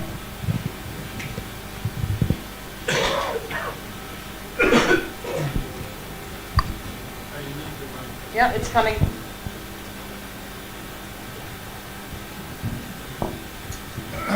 Good afternoon. My name is Tudo Morgante. I've been working for 21 years in former Yugoslavia, in each republic, doing institution building. So I have got some grasp of the situation. I was leading the program of reconstitution of the state institutions in Bosnia and Herzegovina. Among other tasks in Macedonia and Serbia, Croatia and Slovenia, except for Montenegro, I've done them all. My question is why we Westerners opted for a reconstruction, institutional reconstruction in the Balkans without passing through the creation of constituent assemblies as we've done in Italy, as we have done in Germany in the post-war period. Was it too time-consuming? We have opted to support semi-presidential regimes, governments, forms of government, in a framework which was never very democratic. Is there still room to fix the situation and to undertake action to democratize more the institution building and reconstruction of the institutions in ex-Yugoslavia? Thank you. Pretty sure that's to you. No. No? Okay. So, okay, it'll take a woman to step up here then, so. There is a big difference among all the six, right? The real presidential, and this is not even by constitution, but it's by practice, that the president in Serbia accumulated so much power. But actually, all of them have very strong parliaments and very strong parliamentary constitutions. This is, by the way, a blessing and a curse, right? Because it's a curse because you constantly have to struggle for majorities in a highly fragmented environment, and in the Balkans, highly fragmented environments are just not nice to watch. And they can be also risky. But also it's a blessing because when we look at Serbia, we see how one very centralized center of power can actually be a reason for problems rather than a solution. In most of the other countries, I mean, they do have strong leaders. These are prime ministers, however, they are not presidents. In most other countries, there is there are strong parliamentary democracies. There was a moment in Albania when they had the opposition was boycotting the parliament, and that was also kind of a period of something like 2 years when you really did not have much parliamentarian life. But I think all in all, this is not, let's say, the issue is more about how you exercise parliamentary democracy rather than about the constitutional setup. Because if you look at Hungary, for instance, it's a country that has a system that should produce legitimate majorities, but you have somebody like Mr. Orban who is not only creating hyper centralized power, but he's also becoming the role model for the Western Balkans. Would you like to add? I mean, this is not a direct question, and I think the gentleman who asked the question knows the answer better than most of us, since he's so experienced in this. But I'll just tell a joke about when the Turkish EU accession negotiations were going on.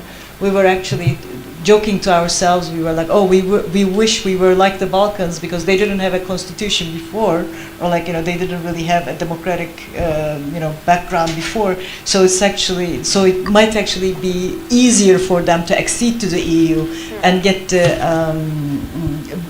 the EU acquis much easier into their constitution. But of course that didn't happen either. So just to kind of follow up and to come back to this pen that I put in the question, I myself as a journalist, and I think many in the West now do look at so much through the prism of Ukraine and Ukraine's experience. And 2014 with the invasion of Ukraine, the takeover of Crimea, which was started by the Maidan protests, which were a result of Ukraine wanting to turn more Western and wanting to become part of the EU. And so I wonder, is that at all a concern in the Western Balkans, specific to maybe Serbia? Is there a concern that Serbia's efforts to become a EU member might go backwards in the way that it did for Ukraine?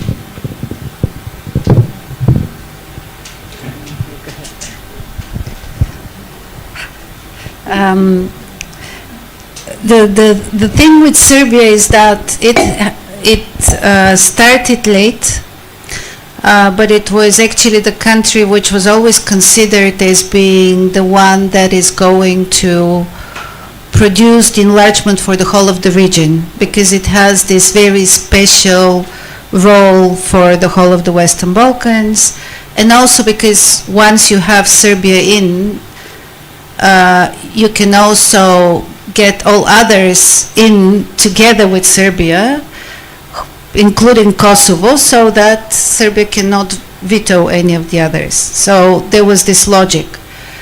Right now it seems that Serbia is not actually progressing on the negotiations. You're right, it's actually backsliding.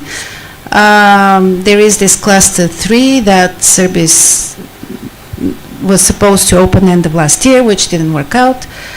And now there is, you can hear the reverse logic, namely to say that if Montenegro gets in, this will be the moment when it will become clear also for the Serbs that they have a chance, and that may turn around the whole notion of the EU and the ambition of Serbia, because unfortunately currently around 30% of Serbs only support the EU, and this is a very sad result. I mean, this is really not a good basis to really think of Serbia as a candidate country. Thank you. Okay, I will take these last 2 questions as long as you promise me they are rapid fire questions, okay? So this gentleman in the back first, and then you. We have 1 minute and 15 seconds, so let's see how fast you can go. I'm Željko Pantelli, Serbian-based journalist in Rome. I have a question for Mr. Sorensen. When officials in the EU and NATO as well say we have not forgotten Banjska case, what does it mean? That Belgrade should prosecute the responsibles for the Banjska case? And second one, very fast, the Turkey in the Balkans and in Kosovo act as ally of the EU or as a rival? Thank you. Okay. And now? I'm Christoph from the Embassy of Switzerland. Could you imagine a scenario that after President Trump fixed the Middle East, that he will focus on the Balkans and fix the Balkans, and how could the deal look like there? That's about the time he gets the Nobel Peace Prize, right? Okay. Who wants to start? I start on Banjska. The request has been, and they're still out there and will remain there, is that accountability for that event is being done. There has been in the dialogue set up a system whereby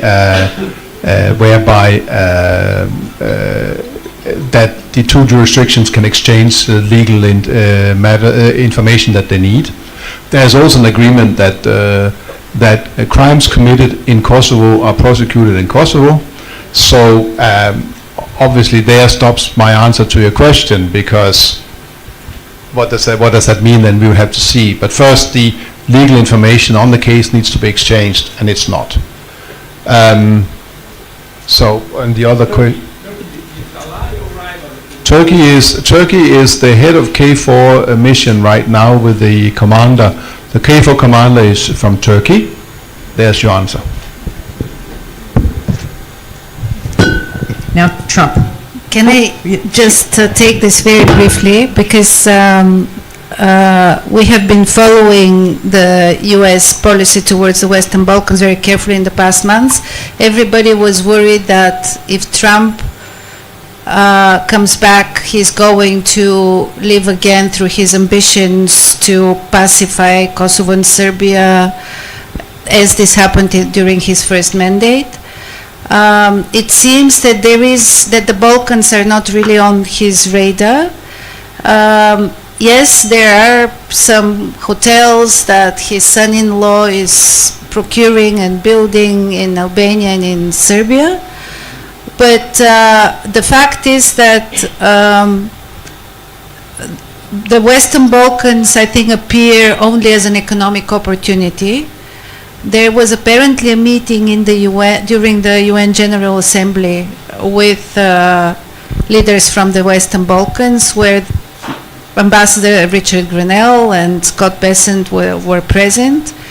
And it was more of a beauty contest about who is going to offer a better opportunity, economic opportunity. And I think this is where this will stay for now. I really hope his ambition is going to turn out to Russia. But Zeynep, would you like to close us today? Oh, thank you. Yeah, I mean, Turkey is the head of the KFOR, that's for sure. It's the second biggest military in NATO. The other thing about Trump maybe, dealing with the Western Balkans is that I think one of the couple of other players that we should look at within NATO are UK and Turkey and their defense spending and what they are doing in terms of defense cooperation, if we are, to look into the Balkans. Thank you.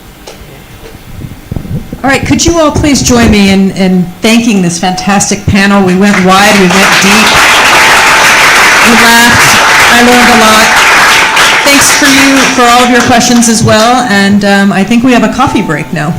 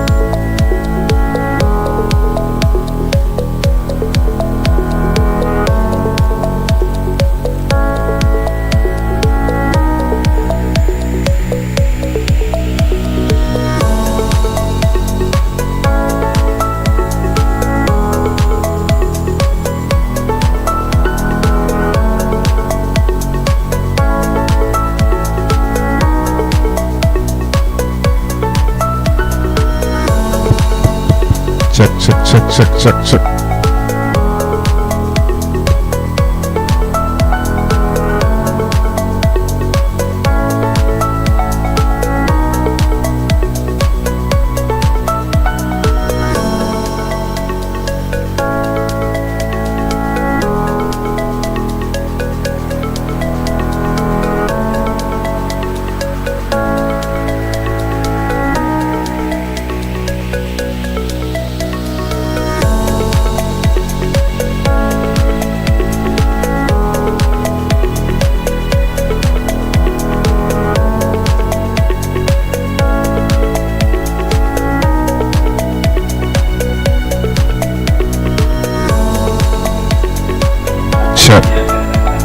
Check, check, check, check, check, check, check. Sa. Sa, sa, sa, sa. Check, check, check, check. Check, check, check, check. 1, 2, check. Check, 1, 2. Check, check, check, 1, 2, 1, 2, 1, 2, 1, 2, check. Check, check, check, check, 1, 2. 1, 2, 8, 8, 8, 8.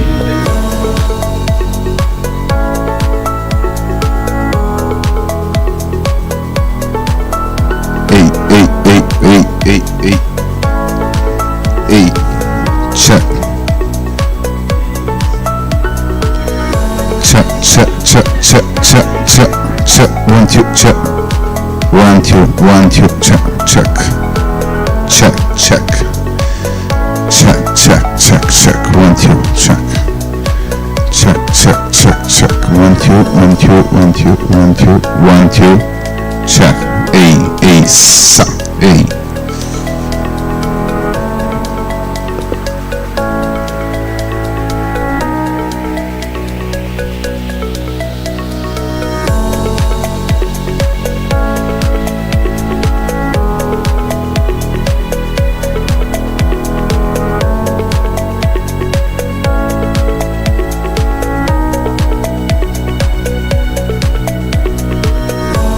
Check, check, check, check, check, check, check.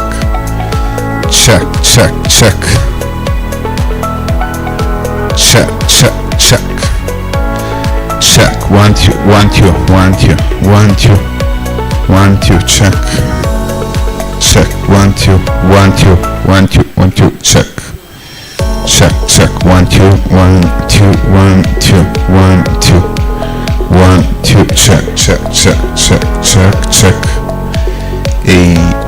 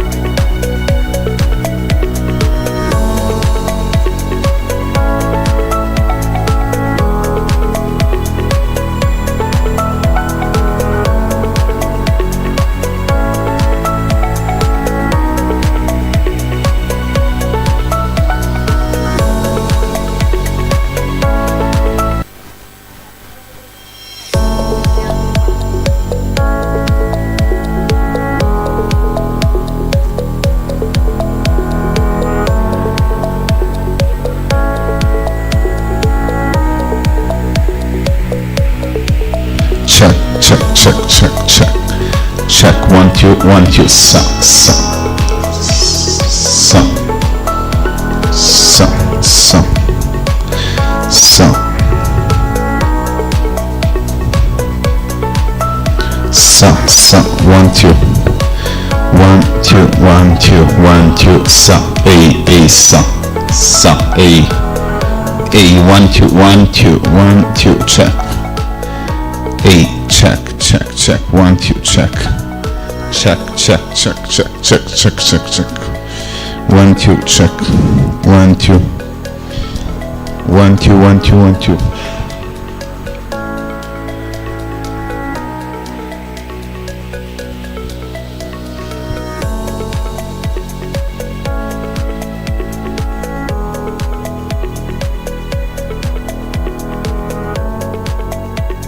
Check, check, 1, 2.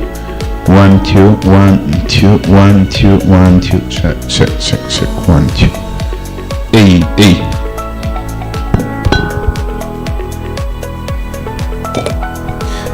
Check, check, check, check, check, check, check, check. 1, 2, 1, 2, 1, 2, A, sa. Sa, sa, A, check, A, check, A, sa, sa, cha, sa, sa, A, sa, A,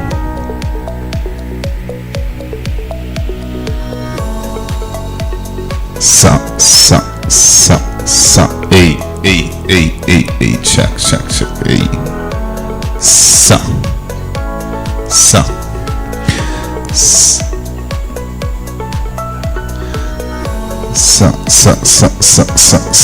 sa, sa, 1, 2, 1, 2, 1, 1, 2, 1, 2, 1, 2, check, check, check, check, check, check, check, check, check, check, check, check, check, check, check, 1, 2, check, check, check, check, check, check, check, check, check, check, check, check, check, check, check, A,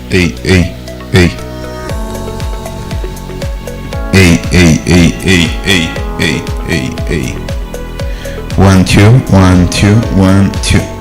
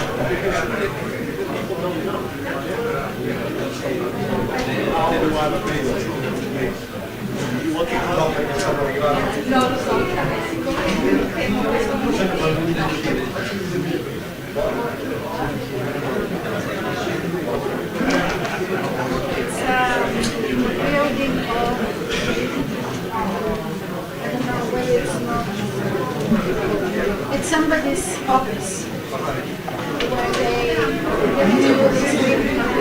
take these tables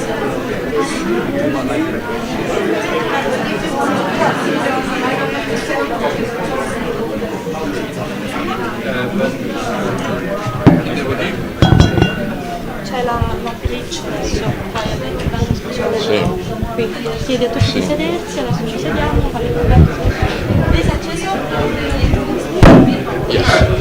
The mic works this time, so please take your place. Now you have a keynote speech, of course, of Mrs. Lana Perlic, and we begin.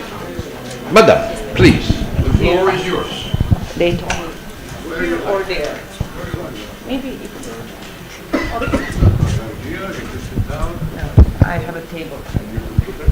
Thank you. So first of all, thank you for the invitation. I don't know how you come to my name, actually. So my name is Lana Perlic. I'm 32 years old. I'm coming from Mostar, Bosnia and Herzegovina. I'm the member of the Parliament of Federation of Bosnia and Herzegovina. And I'm really sure that I'm not the smartest person in the room, but maybe I'm one of the youngest in the room. So that's what I call my advantage here. So I have some speech written down, but I will start from the back. So we were discussing at the various first panels today about Dayton Peace Agreement. And I would like to give my opinion about Dayton Peace Agreement because I'm living in that Dayton Peace Agreement. So basically Dayton Peace Agreement brought peace. And I would put the full stop after that. But after living in Bosnia and Herzegovina for the last 32 years, I would like to say that also Dayton Peace Agreement put on Bosnia and Herzegovina a straitjacket. And it's very hard and almost impossible sometimes to look forward and to be optimistic. But my job as a young person who decided to stay in Bosnia and Herzegovina and do politics is to be optimistic. I would also like to say some words about what Mr. Bild said at the very first panel, is that Sarajevo was rebuilt. Of course it is rebuilt. Also the old bridge in Mostar was rebuilt. But when you walk through Mostar for I don't know, 5, 10 or 15 minutes, you can see the ruins. Actually, Quo Vadis Saida, movie that was filmed 5 years ago actually was filmed in the city center of Mostar, because it looks like war stopped yesterday. Also, we didn't have a civic war in Bosnia and Herzegovina. We had aggression and we had a genocide. And even today, 32 and something years after, and 30 years after, a lot of people are looking for the remains of their loved ones in Bosnia and Herzegovina. I hear a lot of words about reconciliation. I would say to who I have to make peace with. I didn't fight with anyone, but there's a lot of people in Bosnia and Herzegovina who needs to hear, I'm sorry. I'm sorry for your loss, I'm sorry for the tragic, I'm sorry for the genocide, and so on and so forth. That's what I did a couple of years ago when my uncle was convicted for the war criminals in the International Court of Justice in Hague. And I had nothing to do with it. But I had the opportunity to say, I'm sorry and I do apologize for the crimes that happened during the war. And I didn't do that because of the political points. I did it because I found that it's my human responsibility to do that. Also, I would like to go back on the topic that you called me for to speak about, and it is about NATO path of Bosnia and Herzegovina. When I was preparing for this panel, I had the opportunity to speak with the head of mission of Bosnia and Herzegovina in the NATO, Vanja Filipovic, and also my comrade and my colleague Zukan Heles, who is Ministry of Defense of Bosnia and Herzegovina, who are doing and did really good job in the last period, and it shows when right people are on the right positions and where interests of Bosnia and Herzegovina on the way to NATO and EU are first above every other political or personal interest, that some things can be made. So for me and for us in Bosnia and Herzegovina, and when I'm saying for us, I can speak about people that I represent, and I think I do represent not just people, but also the youngers who had to stay in Bosnia and Herzegovina and who chose to stay in Bosnia and Herzegovina, that NATO path and EU path has no alternative. We do not have alternative on that. So I will use this opportunity to say that it's very important to have ALTA and actually EU4 forces in Bosnia and Herzegovina, not just for the reason of not having the vacuum, security vacuum, but also political vacuum. Because we do have influence, we have Russian influence, we have Chinese influence, and we know how that influence is coming to Bosnia and Herzegovina. It's coming through not just Russia, but also Hungary, Serbia, and then to Bosnia and Herzegovina, and it goes on the south. On the recent reports of European Union, it says that Albania is the best when you talk about the EU path, and why? Because there is at least Serbian and Russian influence. So we have to actually, someone should talk about elephant in the room. Of course, there is a lot of things that is up on us, and us, when I say not just us as a people of Bosnia and Herzegovina, but also politicians of Bosnia and Herzegovina, where, okay, I thought that I'm loud enough. It's up to us to be concrete on some demands of the NATO when it comes to the increasing the percentage of the money that we should put in our military, not just military, but also defense, and also the how to recreate and how to modernize our military. Also, I would like to underline that security, and the other day, Ministry of Defense of Bosnia and Herzegovina said that security is not only about military strength, but also about building political stability and protecting democratic values. And that's why NATO must be present on the Western Balkan. If not NATO, then the others will be that we are fighting against. And also, I would just like to highlight that membership in NATO is not just political goal. because NATO is just not representing the military and the defense, but also the values that we are living and believing in. So, and for the very end, and I have 2.5 minutes, I would like to share also what Radmila Šekerinska said the other day in Sarajevo on the Security Defense Forum, which is one of the greatest events that we have regarding security in Sarajevo, and she said, once destroyed can be rebuilt. So everything can be rebuilt, but also we have to start looking ourselves in the mirror and say, okay, what I can do as a person, as a politician, as an ambassador, as anyone else, to push forward in some good ways. And I think that this conference is one of the ways how we can push forward things that we all care about, and that is security. And why security? Because we know that the fear is one of the strongest emotions of the people, of the person can have. And we know if the person and the people are under the fear, they are easy to be manipulated. And I don't want to manipulate my people. Thank you.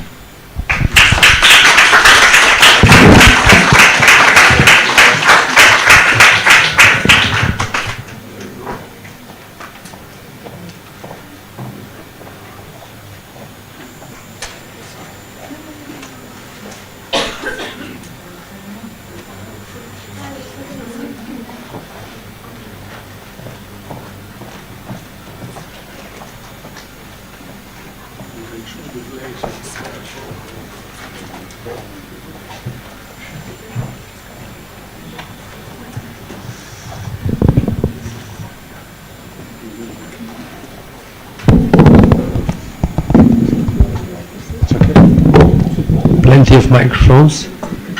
You have a lot.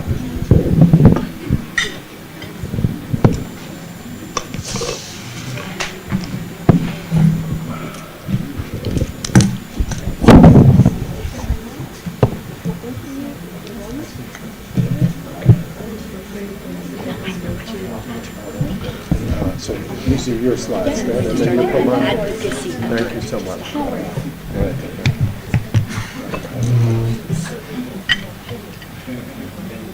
Let's make one. We can put this down.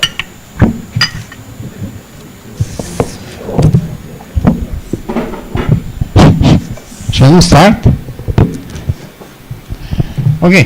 I would like first of all to cordially thank Alessandro Minuto-Rizzo and the NATO Defense College Foundation for keeping a permanent eye on the Balkans and the Black Sea region.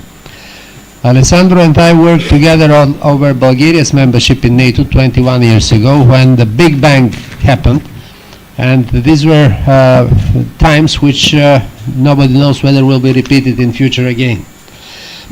The Balkans and the Black Sea region have significance for the world, mainly when there are crises.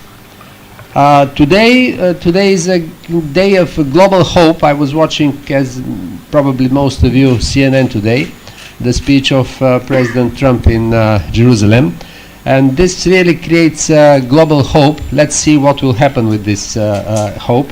But let's try to invest this hope into the Black Sea and the Balkan region. On the screen you're supposed to see, though it is not the case at this moment, two slides which I have prepared. Yes, this is slide number 1. These are the aggressions of Kremlin. The aggressions of Kremlin after 1917, after the revolution. For 104 years until 2022, there are 52 aggressions, which means that every 2 years there is an aggression. I mean by aggression, military invasion or whatever we see in the news. 52 aggressions for 140 years. Please put the other side in order to see it in a more picturesque form. Yes, this is the case. Angola is missing here because it was difficult to produce the map with Angola. And more or less all of these aggressions were hybrid aggressions, And that's why I'm planning not to use the term hybrid in my remarks today. Whether it is total, whether it is asymmetric, whether it is unorthodox, unusual, all of them are hybrid. Ukraine is hybrid, World War II was hybrid, the Cold War was hybrid, even the Trojan War with the Trojan horse were hybrid in one way or another. And the hybrid was, or asymmetric, was the war between David and Goliath. Goliath was using something which was equivalent of F-35 at his time, and David was using something which is equivalent of a small drone. The history repeats itself. And, but I will heavily use the term foreign influence because we in Bulgaria, and I'm sure that my compatriot Vesela will support me in this, she knows the things. We in Bulgaria have approximately 1,000 fake news or disinformation or fini or whatever you call it per day. 1,000 penetrations of Bulgarian cognitive space per day from Russia. I do not speak about China at this moment. People say, well, we have to educate the population, but it is not possible to educate population to self-defense from 1,000 units per day. This is like to educate the people to fly an airplane. As a result of this Russian intervention, we have, at this moment in Bulgaria, 3 parliamentary groups which are reporting to Putin. We have similar parliamentary groups in the UK, in France, in Germany, in Slovakia, etc., etc., etc.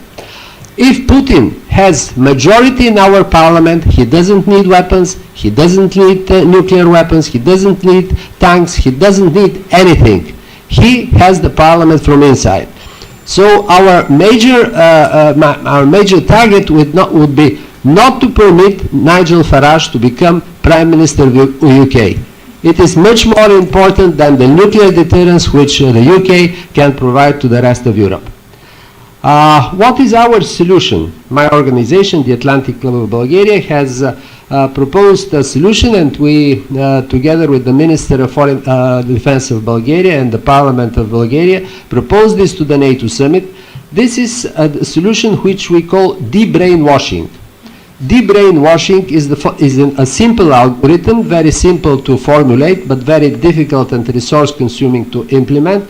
This is an algorithm which can fight foreign propaganda in an effective way. My original profession are algorithms. If someone is interested, I'll be ready to discuss the algorithm after that with him or her. And now I would like, with this relatively short introduction, to pass the word to Alina Bargheanu, a Romanian communication scholar with long interest in studying and tackling disinformation, cognitive warfare, cyber-enabled influence campaigns, and member of the advisory board of the European Digital Media Observatory. After what happened in Romania and Moldova recently, she would be most appreciated speaker. Alina, please. Thank you very much. First of all, thank you for inviting me. As an expert, as a Romanian expert, of course, Romanian experts probably are very sought after the annulled Romanian elections. Thank you for the introduction. Let me react very quickly to what you said. I completely agree that probably the word hybrid creates some complications. Warfares are hybrid, so the notion of hybrid warfare is almost tautological in nature. Leaving that quick reaction aside, I will make some general statements about what I call information and cognitive warfare.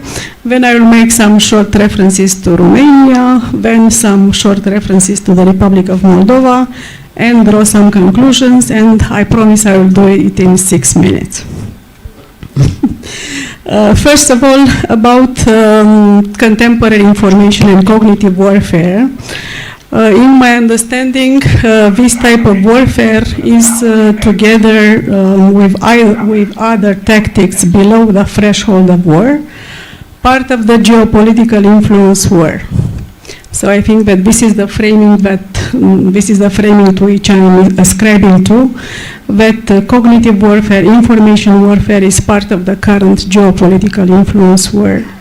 And this type of new war, I will come back to the word new, it uses simultaneously or separately different tactics, such as disinformation, propaganda, hostile influence campaigns, political and electoral interference, cyber attacks, cyber intelligence, cartographic warfare, data and information harvesting, weaponization of diasporas, weaponization of migration flows.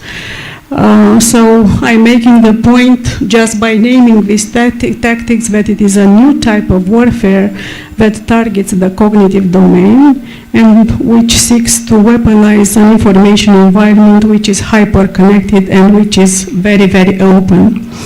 I listened very carefully to the discussion about the data hackers, and of course it is not very wise to judge counterfactually, but I'm wondering, just as an intellectual exercise, whether these hackers would have been possible in the first place under the conditions of the current information environment, which is weaponized against itself, which is full of hostile influence campaigns, inauthentic behavior, major state and non-state actors inserting into that globalized public space. So in my understanding, we are dealing with a completely new environment, which again weaponizes the very connectivity and the very openness of democratic societies. The second general point that I would make is that there are some shortcomings of the discourse on information and cognitive warfare. It focuses on disinformation and propaganda at the expense of the more sophisticated tactics, which are technological in nature. It suffers from the information and solution bias, hoping that with the right information, the society will somehow move to a more informed phase.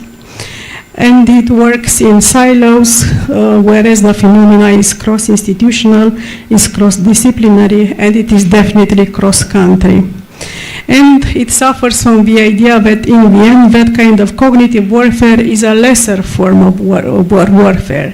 It is an easier form of warfare, which somehow drains our resources from more serious work.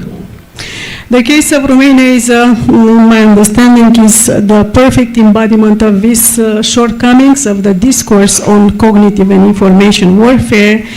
In my understanding, this is why I think that the annulled elections of Romania have an implication for Romania, of course, but for any other NATO country or for any democracy for that matter.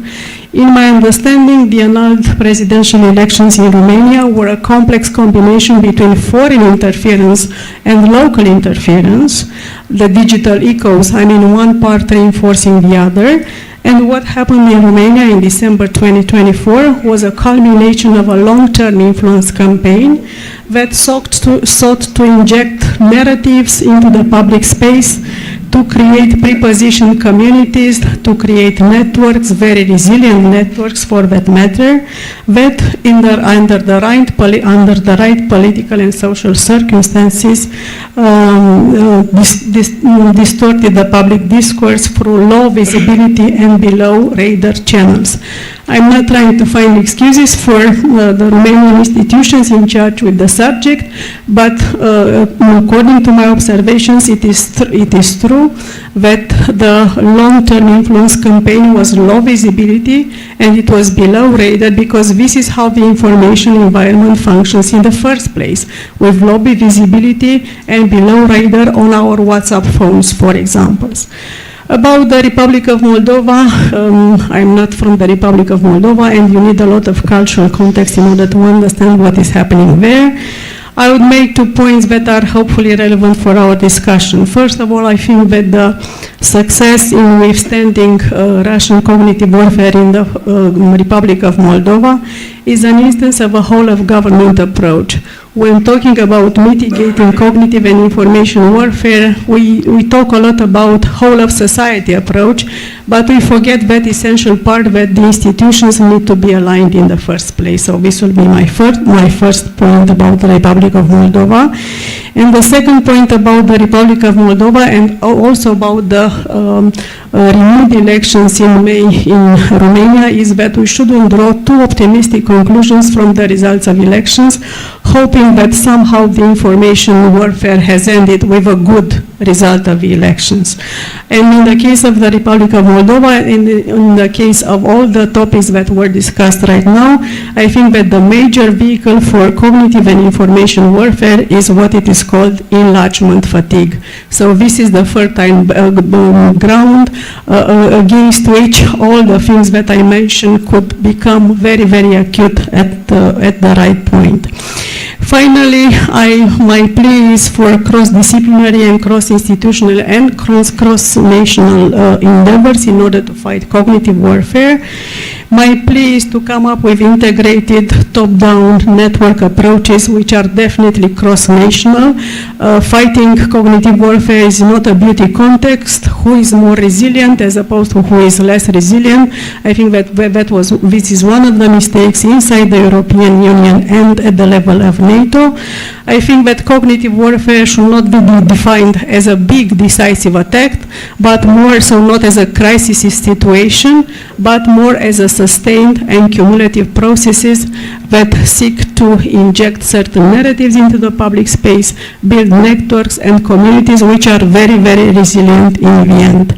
And finally, I think that fighting cognitive warfare should be considered less as a problem of speech, because this creates endless problems about freedom of speech and censorship, and more as a problem of organization and algorithmic affordances.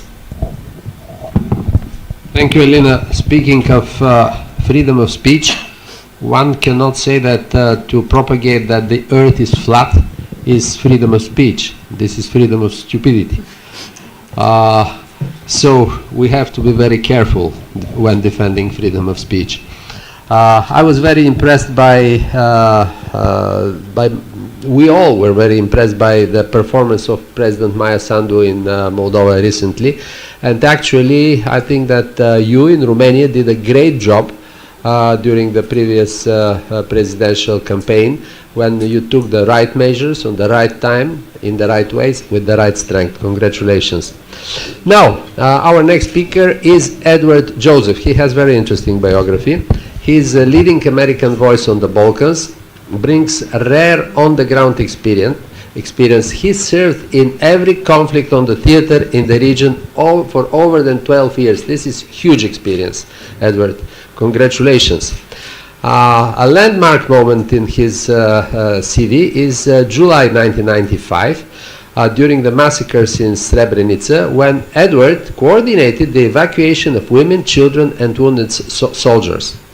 He is a former US Army helicopter pilot. Edward deployed with Nato-Ue for shortly after the Dayton Agreement was signed. In May 2012, as deputy head of OSCE mission in Kosovo, he negotiated among the first post-independence agreements with Serbia and Kosovo. He sees the region through the eyes of a practitioner and negotiator, and this influences his remarks today. Welcome, Edward. Thank you very much, Dr. Passi. Permettimi di dire qualche parola nella bella lingua del paese che ci ospita. Desidero ringraziare l'ambasciatore Minuto-Rizzo per averci riuniti soprattutto in questo momento tumultuoso e per l'invito. Grazie, signore. Okay. And that concludes my presentation. If we could have the slides. So here we go. I have good news for you. I have good news for you because I have answers to those excellent questions. Macedonian ambassador, the Swiss ambassador asked, what can we do about this? What can attract Trump's attention? And I have the answer, if you permit me. I don't know if I can stick to 7 minutes, but I'm going to try. So here you go. You have it, picture right here. You talk about foreign malign influence. Here's a great picture. We have to remember that it's not just coming from the outside, that Serbia is its own platform. It's a platform not just for Russia and pro-Russian narratives, and China, the platform for Chinese influence. It's a platform for its own malign influence in the region, and I think that's something most of us can agree. And let me get the slide. Here we go. So what can we do about this? And my approach, by the way, is published in an article today in our journal, my university journal, SAIS Review of International Affairs, is to flip the script here. Instead of seeing the Balkans as this passive recipient constantly of foreign malign influence, what if we could turn the Balkans into an active agent to advance, not to get, but to advance towards a ceasefire in Ukraine? Now, how could we do that? One way is we need to, we need to understand first, quickly, what are the primary obstacles to a ceasefire in Ukraine? Let's remember, this is our priority. First, there's no stasis, there's no freeze on the battlefield. This is a big problem. Russian perceived momentum. We don't have this mutually hurting stalemate. That's number one. We have well-known imbalances. I'm going to speak very fast because we don't have much time. We have Russian aims to affirm sovereignty of the territory it controls and its ambitions for territory beyond that. I have an asterisk because that's not the end of Russian ambitions. They want Ukraine as a puppet state. And the fourth, of course, we have limited Western pressure on Russia. Okay, we can talk about my country, Trump administration, and we have no plan. Carl Bildt spoke about before Dayton, there were several plans. We have no plan for a ceasefire, no really agreed plan. So my approach, my proposal, we take the modified Kosovo agreement, the 1244 UN resolution for Kosovo, and apply it to the Donbass, or whatever are the agreed areas for the ceasefire in Ukraine. 5 key elements here. So first, territory. It will go beyond the current occupied areas, and that will make it attractive to Russia. 2, sovereignty. This is the key point of 1244. We sidestep that. Neither deny nor declare. Kosovo was not declared independent, nor was that a door foreclosed. That's neutral, goes to both. Third, guiding principles. After 1244, the contact group, including Russia, agreed, and the United States, there would be no reversion to the pre-war situation. We will do the same. Ukraine will agree to this, that there will be no reversion, but there will be 3 outcomes, at least the 3 outcomes. Partition of this, Russian annexation, this will be an agreed potential outcome, and that this territory will remain Ukrainian. So there'll be 3, but those defining those 3 outcomes, formalizing it, that their potential will be attractive to Putin, but how will it be determined? There will be referenda in the future, as was promised under 1244, the will of the people. And the modalities, of course, will kick that down the road. Not everything has to be agreed at once. And as Peter Sorensen mentioned, was the case in Kosovo, there will be third-party administration by UN or OSCE, and you'll see the benefits here. If you go here, so Russia, maximal demands are preserved. We tackle and we get Putin's devotion to 1244 and Kosovo precedent, which he constantly talks about. He will get, in the end, this package will be ratified at the Security Council, something that Russia always wants. For Ukraine, very important and very much overlooked. This will halt the Russification taking place actively every day in these territories occupied by Russia. Ukraine will not be forced to cede sovereignty for all time. There will be referenda. The demographics, unlike in Kosovo, will be very mixed, so that outcome is not foregone, conclusion, as in Kosovo, and there'll be security guarantees that will be discussed. So the requirement to achieve this, there are an array of pressures on Putin to accept this. Of course, that's not enough. The question is, what would be the number one most neuralgic point from the Balkans, most neuralgic point for the Kremlin, for Putin, that we could get from the Balkans, if you think about it. What would that be? I'll give you the answer.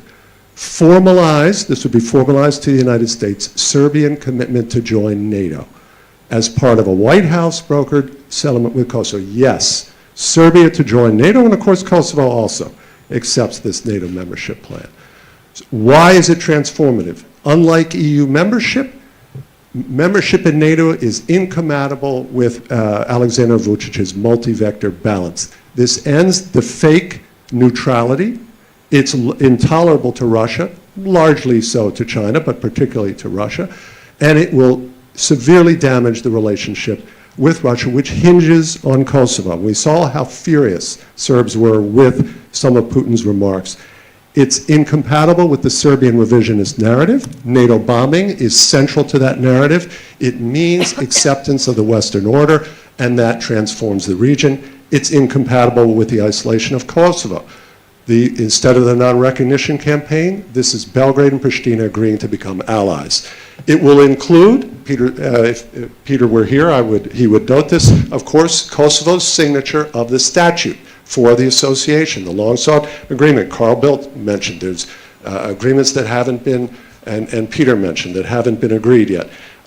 And this resolution of Kosovo ends this leverage that Serbia holds.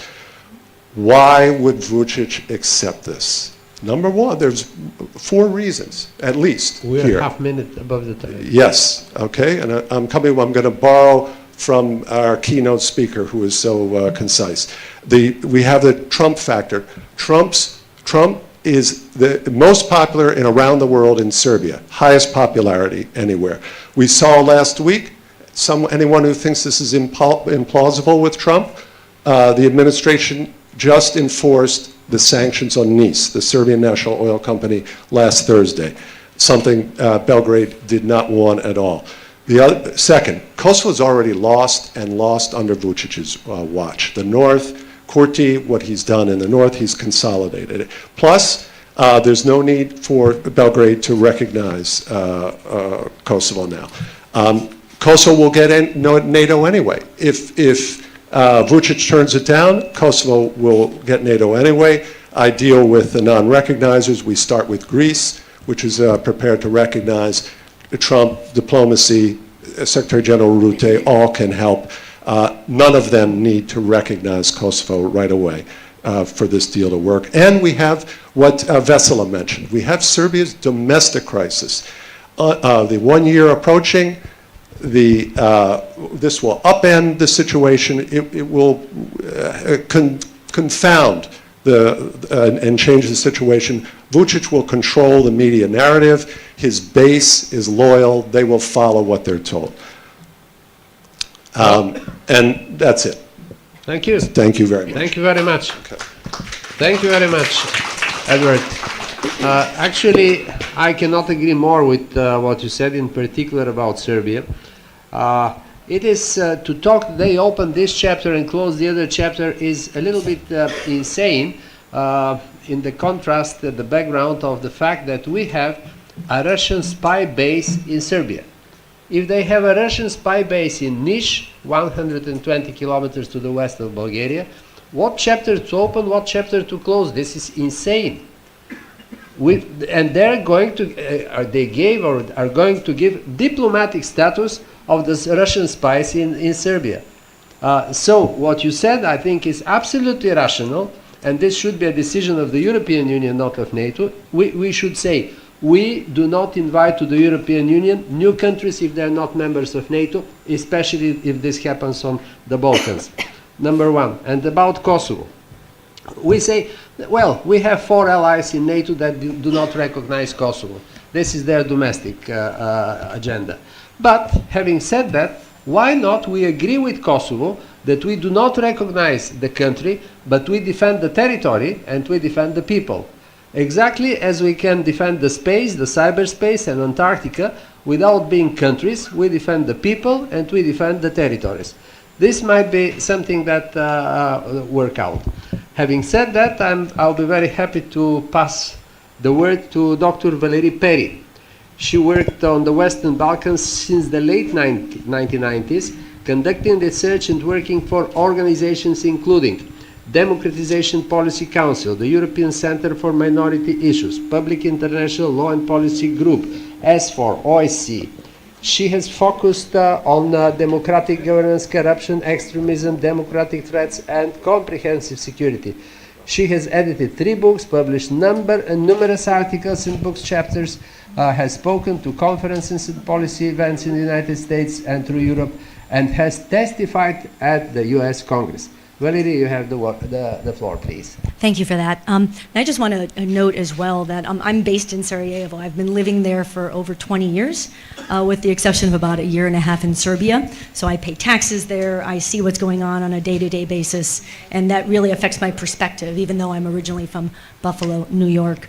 I'm going to take the opportunity of being the last speaker on this panel, and the last speaker before we move towards the wrap-up, to first give a few big picture thoughts on what I've been hearing today. Second, talk a bit about this idea of hybrid operations or influence operations, or I like your term cognitive warfare. And then also try to give some suggestions about what to do, some specific things that I think could be done if we could only summon up the political will. And the sooner that NATO and EU could do that jointly, the better. One thing that I think that has really been missing in general in discussions about these threats is the idea that the best way to resist hybrid threats and this transactionalism is through a return to comprehensive security.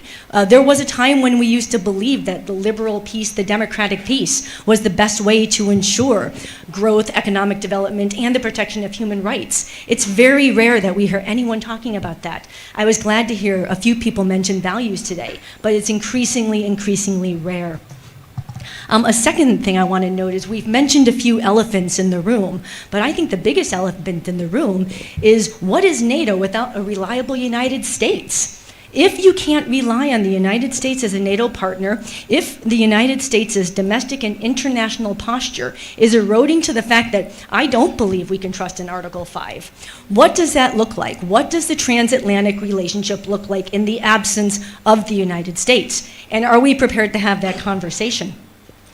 Next, there were a few comments earlier about, gee, we just wish that the politicians in the region would work harder and do something. That's assuming that they want to.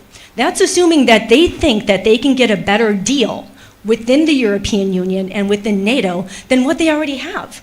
And this shows that there's really still a fundamental misunderstanding of the political economy in the region.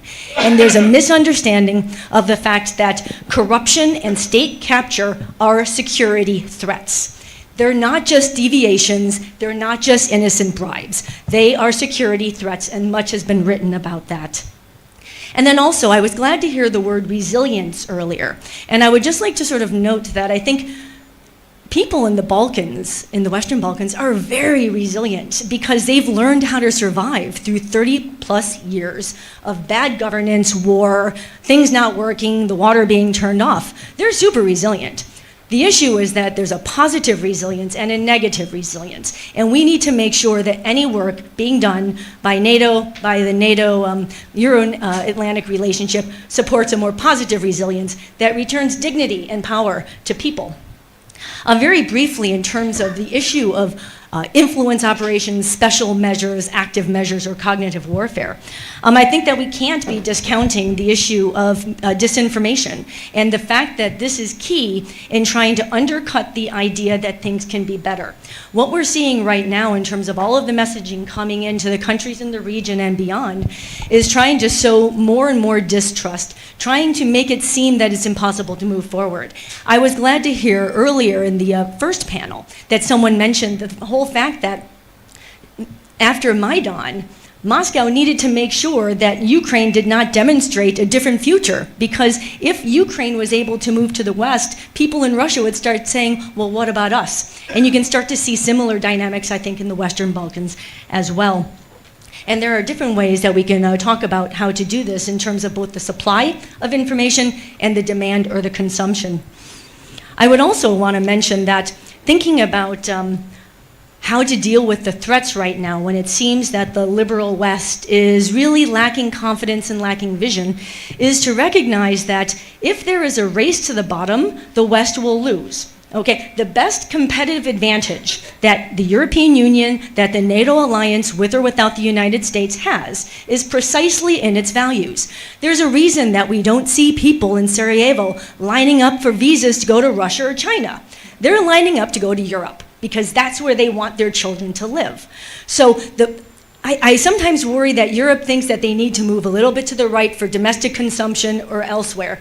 But the only advantage that they really have in terms of selling a vision based on comprehensive security has to be grounded in their values. The Chinese can build infrastructure faster because they're willing to cut corners and make the deals needed. But that is going to hurt the societies that we see.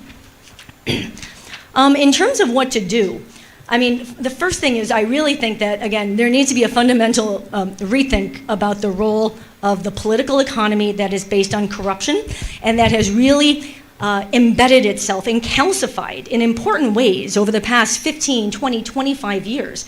And this is a conversation that's difficult because the EU and NATO, diplomats in general, they like to deal with elites. They like to pretend that the elites in the room are their partners and their buddies, and that's why they always go and meet with them. But again, they don't share the same vision and values.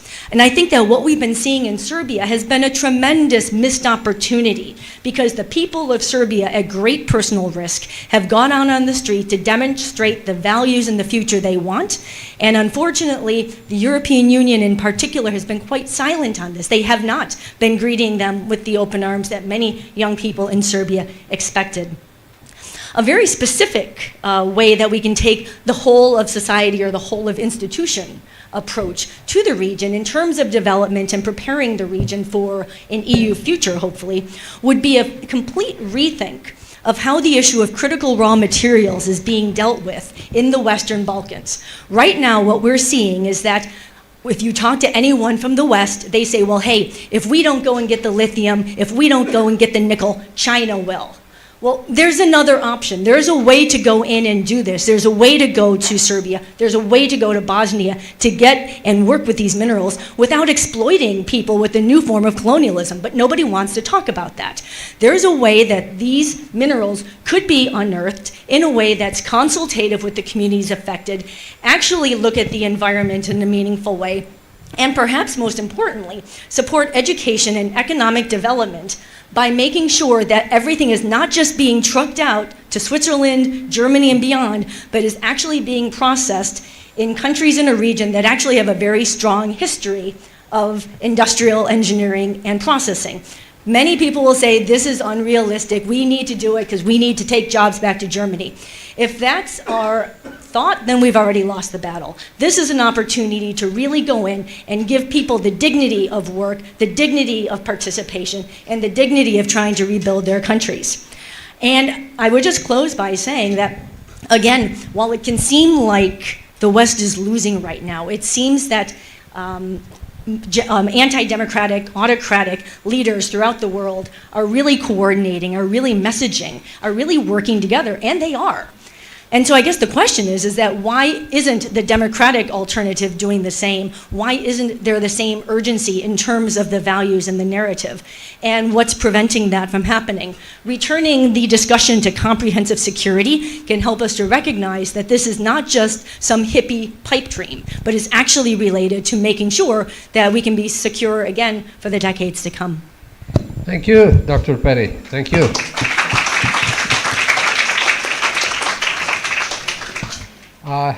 Yes, I agree that about the mining stuff, we have Bulgarian mining companies which have a strong presence in the region.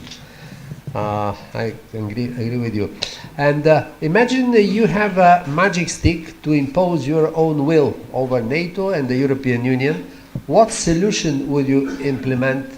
What execution order would you sign?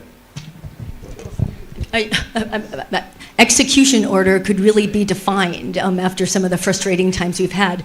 But no, I really do think that increasingly this issue of critical strategic raw materials is important. And one thing that could be immediately done would be for the European Union to note that none of its companies are going to come into the region without adhering to the same standards they would be adhering to if they were in Salzburg or in Stockholm. That they would not be seeking to sort of curtail public consultation in a meaningful way, or a lot of the huge lapses of transparency we see, where even independent journalists who are trying to investigate these things are being thwarted and not really getting any support from the liberal West.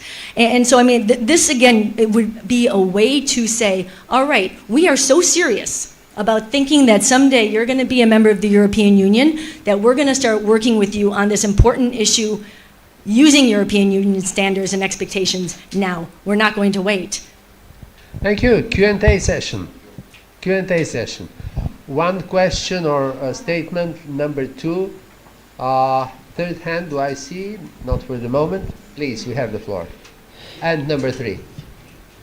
I really don't want to occupy the space and time. I used one question earlier, but having add here, that was one of the reasons why I came to this conference today. Of course, what Ambassador Minuto-Rizzo is doing every year is phenomenal, to tell you the truth. But when I saw that Ed is there and Carl Bildt is there, I said, I am not going to miss this one. I'm fascinated that Western Balkans can be an example how to solve the Ukraine and Russian war. And I'm absolutely fascinated in what in 7 minutes Ed just presented, which is incredible. But I wanted to ask Edward just one more element, if possible, to add into that model of yours that you just proposed. If these elements that you mentioned are not sufficient enough to persuade Putin or anybody else for that matter, do you believe, because since we all talking about the big elephant, and Carl Bildt presented the big elephant here, and that is the economy, talking about minerals, talking about economy, talking about minerals, that Bulgaria is ready to join there, you know, to do mining there.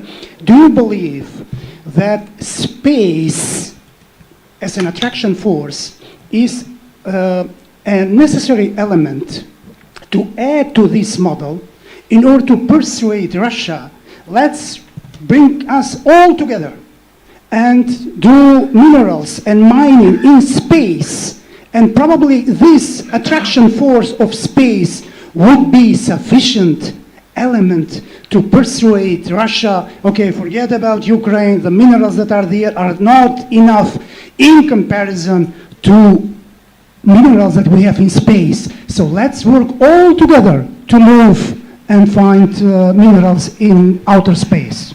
This topic is very dear to my heart because I'm running a national space festival for kids, and one of the topics is mining in space. So I'll invite you to discuss. Number two, the lady, please. Hello, my name is Alexandra. I'm a student from Poland at Sapienza University.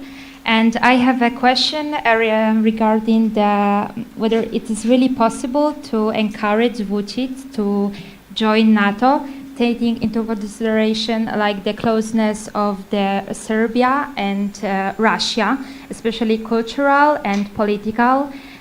For example, the inspiration in Serbski Svet and by Ruski Mir, or also a lot of Russian investigation in Serbia, more than $1 billion, and the huge popularity of Putin in the society, and the religion, Orthodox religion, and a huge amount of Russian immigrants that came especially after, not especially, but a lot of them immigrated after the start of the war in Ukraine.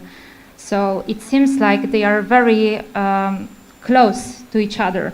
So it's very hard to suddenly convince them to become a Western ally if the culture, Serbian culture, is so close to Russia since ages.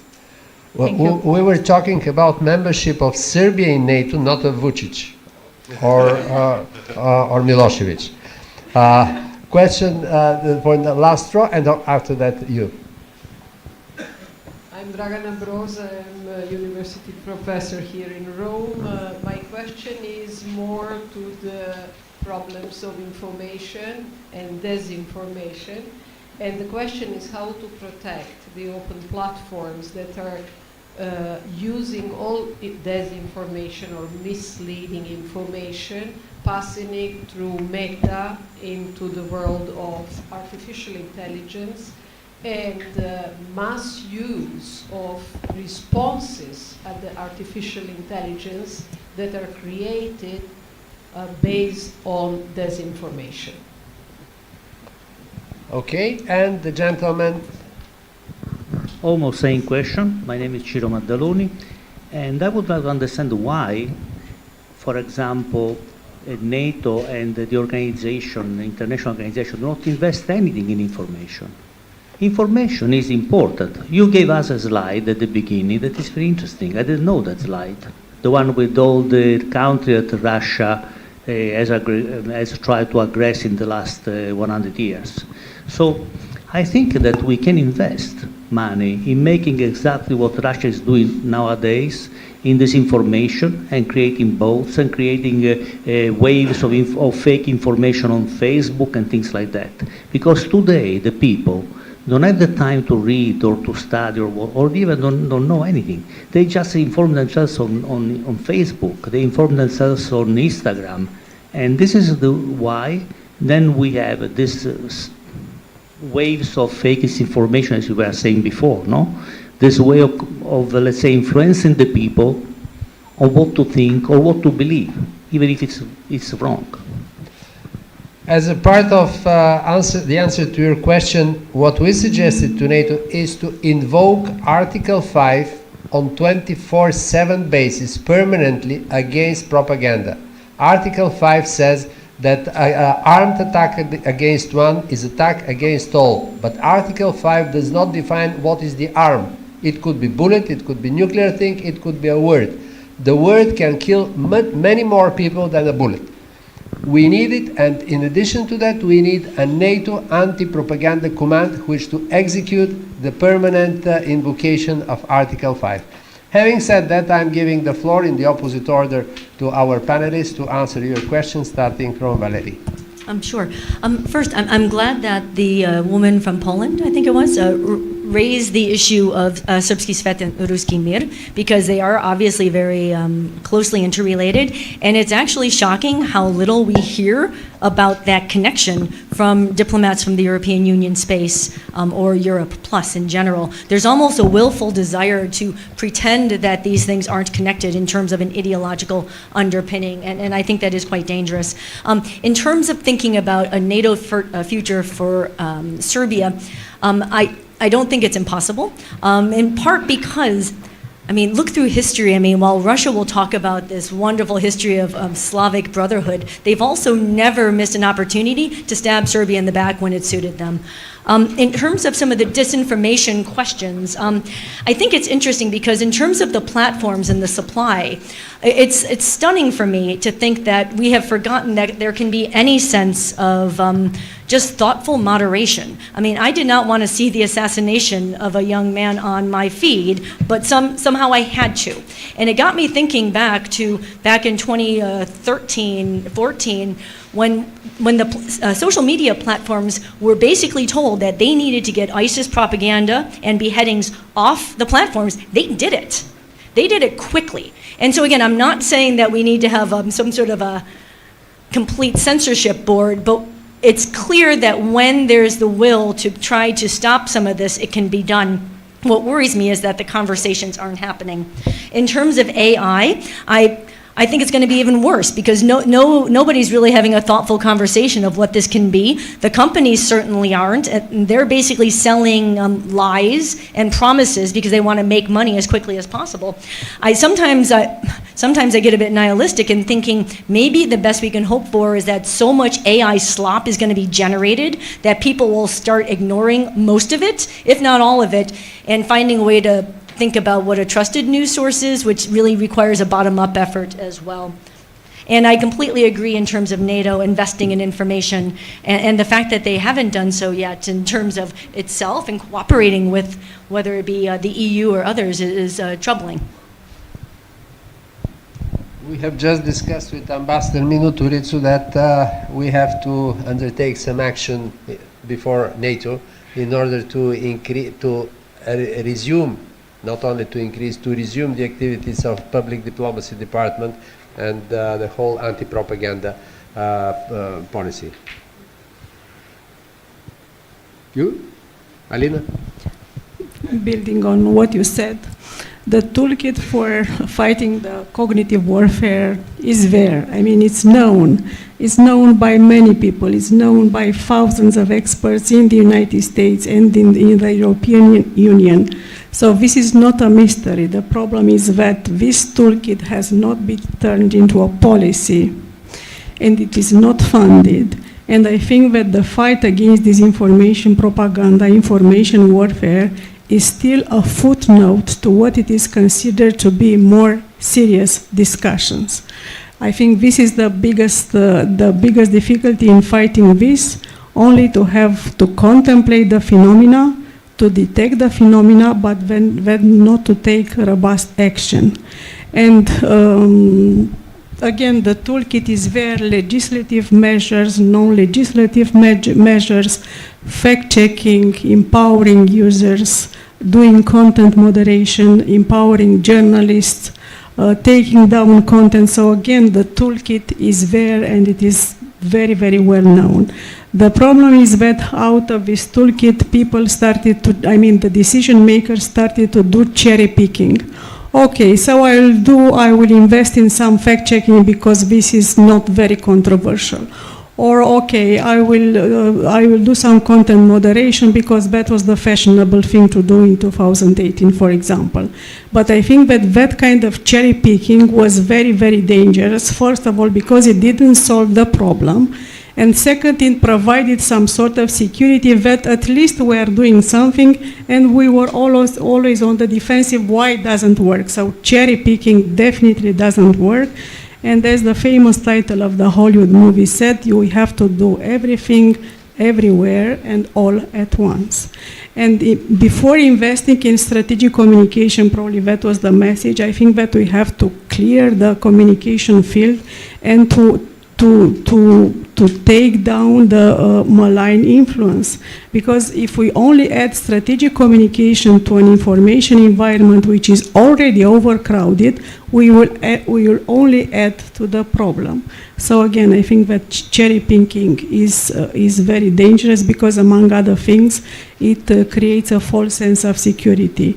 And another elephant in the room is the technological sovereignty of the European Union and the fact that the things that we are describing here in our conference, many things are hosted on the digital platforms without no vigorous action.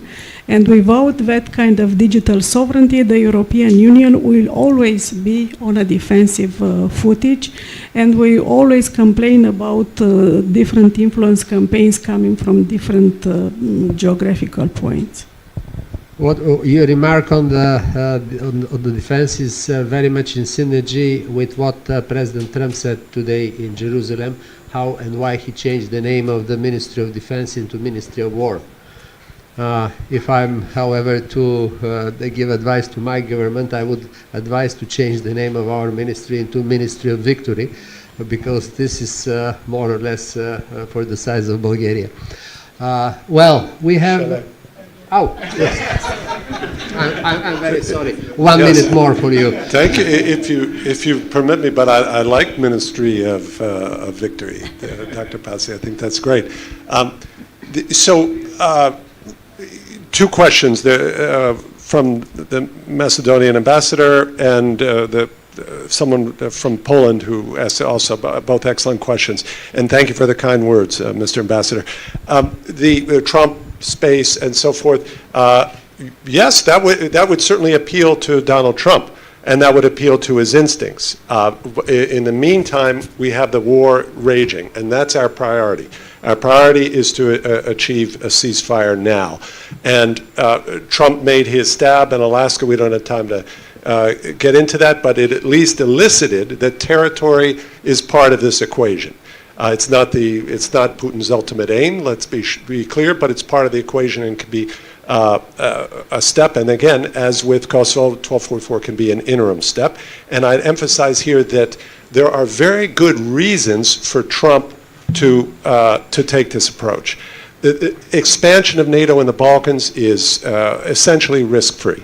So he doesn't get risk. There are Republicans in Congress that advocate this, including the chair of the House Foreign Affairs Committee, very conservative Republican, advocates Kosovo and NATO and points out the relationship with Russia. So there are very good reasons, and it does provide this impact. And we should understand here, for Vladimir Putin, he's cynical, yes, but there is a deep emotional investment in this Serbia-Kosovo issue, similar to his statement that the collapse of the Soviet Union was the greatest catastrophe in history.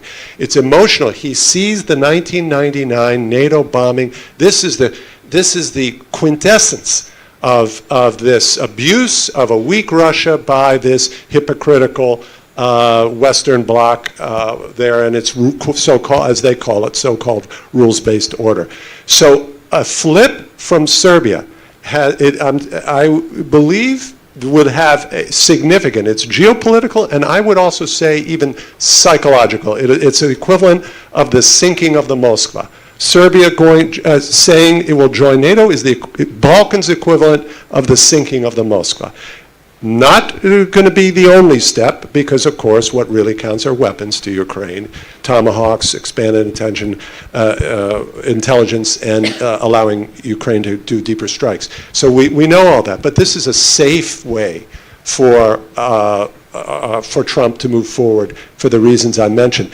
And why would Vučić accept this? I totally agree that this cultural element has been exaggerated. Of course, you go anywhere in Serbia today, you say, do you want to join NATO? Everyone is going to, almost everyone, they'll say no. But they're told to say no. And they're told, they've been dealt this grievance about NATO bombing it consistently in the media, 90% of which Vučić has dominant influence over. And they've been told that, and that will change. I would not underestimate, here, we just heard Dr. Pasi quote Trump in Jerusalem. I would not underestimate the Trump factor here. Trump got Netanyahu to do this deal, okay?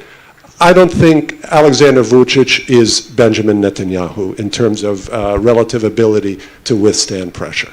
And the second point I would point out, a note here under my approach, remember, this is Serbia, this is an offer to Serbia and Kosovo.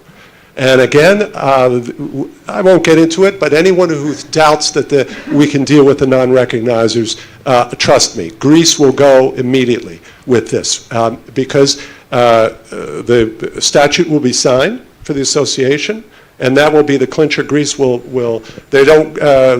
crossed the bridge with Cyprus. It's no longer an issue for Athens, formally. There. So, and once you get Greece, then, come on, the door's open with Romania and Slovakia, and then Spain would be isolated and would be difficult, and they don't need to recognize just to make this offer, which itself would be transformative. And once, again, if Vučić says no, remember Kosovo has its path. Once Kosovo has a path, this is in another report done on SICE, From Crisis to Convergence. Once Kosovo has its path, Serbia's leverage over Kosovo is over. The non-recognition campaign means nothing. It's finished. All Kosovo needs is a pathway. Doesn't even need membership. It needs a pathway, unobstructed pathway, and then Serbia's leverage is gone. And again, Vučić gets things domestically. He can say, look, I got the association. No one before me could get it. So he has his advantages. And Ambassador, let me quickly take the opportunity to thank our mutual friend at NATO, Silvia Maretti, for introducing us. I wanted to just slip that in. Thank you. I join the thanks to Silvia Maretti. That's great. From PDD. Well, we almost have no time for more questions, but if there is one very burning question, no very burning questions, one very burning question.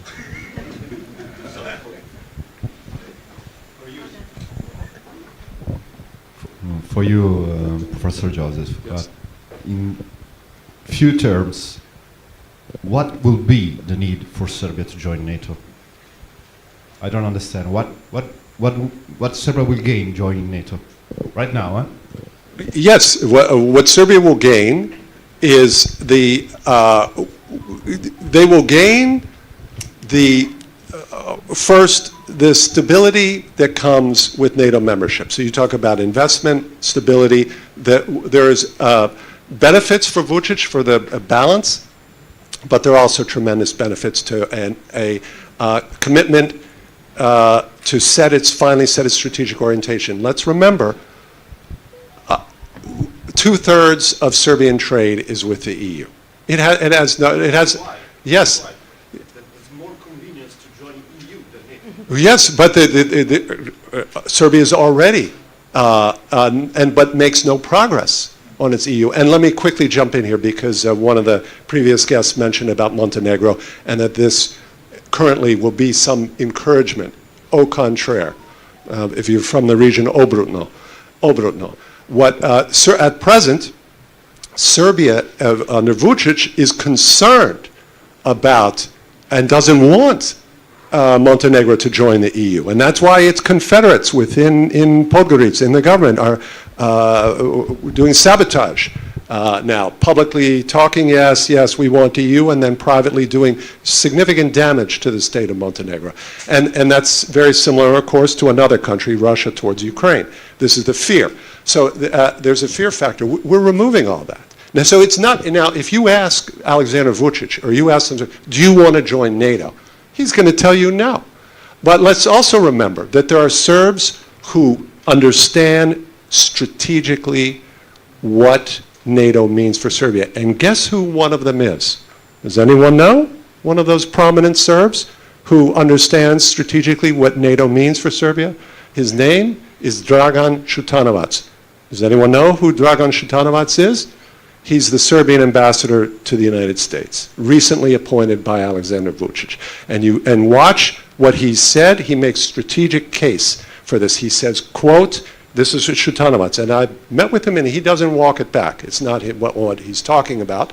He's trying with strategic dialogue with the United States. He has other priorities. But you see, even recently, he in the past years, he has said Serbia should accept reality, and joining NATO will be a dramatic economic and security boost to the country. So they have, and their military wants it, by the way. You want other practical reasons? Why do they want it? Ask privately, ask any Serbian general, do you want to join NATO? And if Serbia has an enormous munitions industry, this will expand their profile for exporting munitions and armaments. They'll develop their own armaments industry. And this would all be part of the deal with the United States, with Trump. Defense cooperation, advanced defense cooperation. So there's a lot positive in there if Trump will tell Vučić, just like he told Netanyahu, do the deal. You do the deal. Quickly, I agree with Valerie about the lithium and the minerals, and I wrote an article during the NATO PA in Dayton. Totally agree.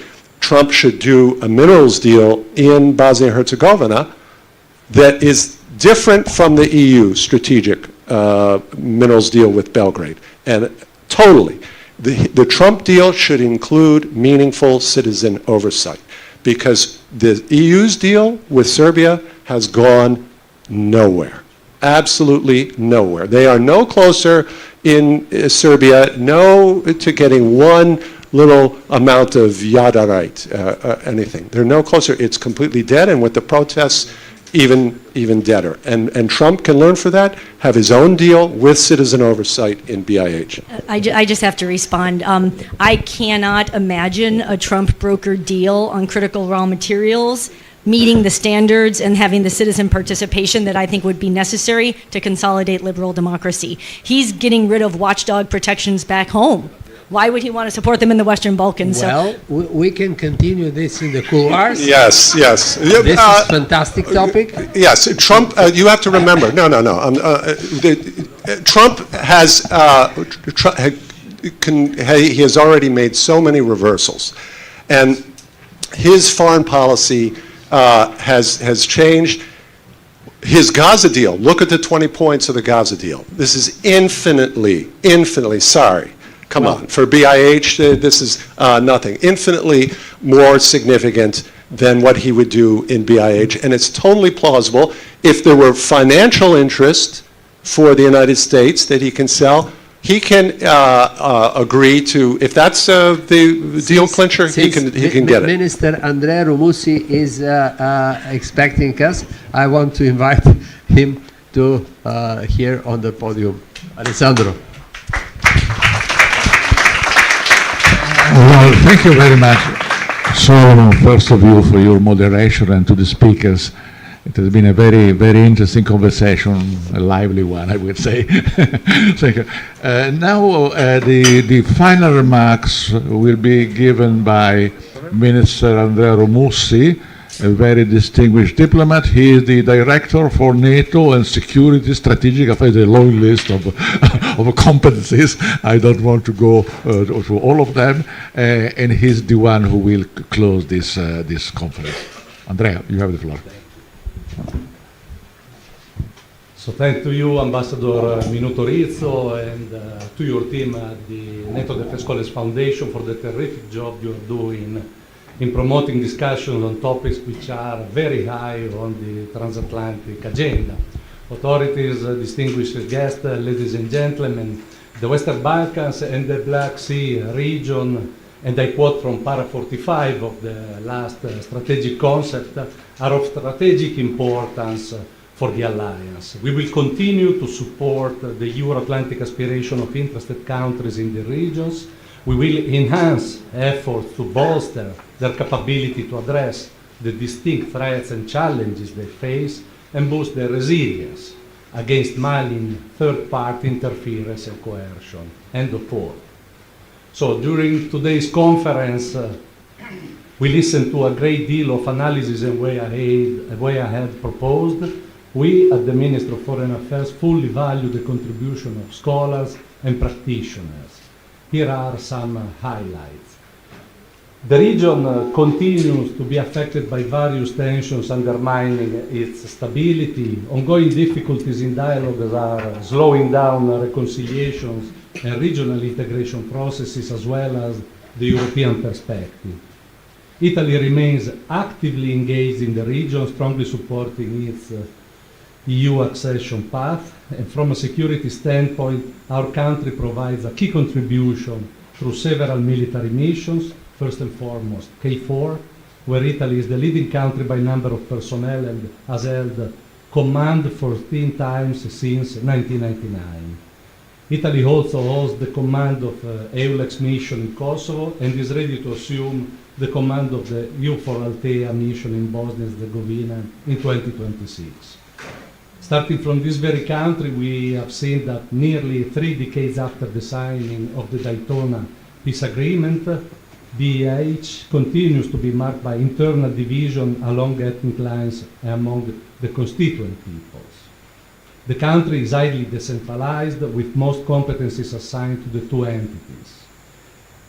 And it remains under the authority of the High Representative, endowed with executive powers, the bomb powers that override those of the Bosnian authorities. So the country is currently facing a serious crisis that has paralyzed its institution and triggered intense political confrontations. The judicial authorities, we all know that, have initiated proceedings against the President of Republika Dodik for failing to comply with certain decisions of the High Representative Schmidt.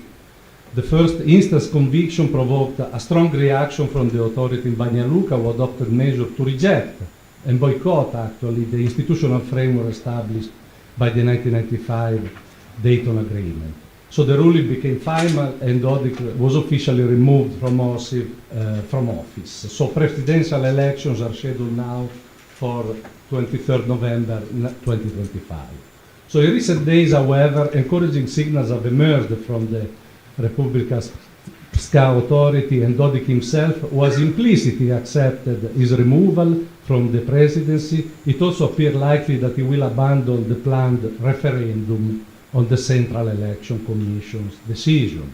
So these signs of de-escalation have allowed the tripartite authority to approve the reform agenda, a necessary step for Sarajevo to access the benefits envisaged under the EU Western Balkan Growth Plan.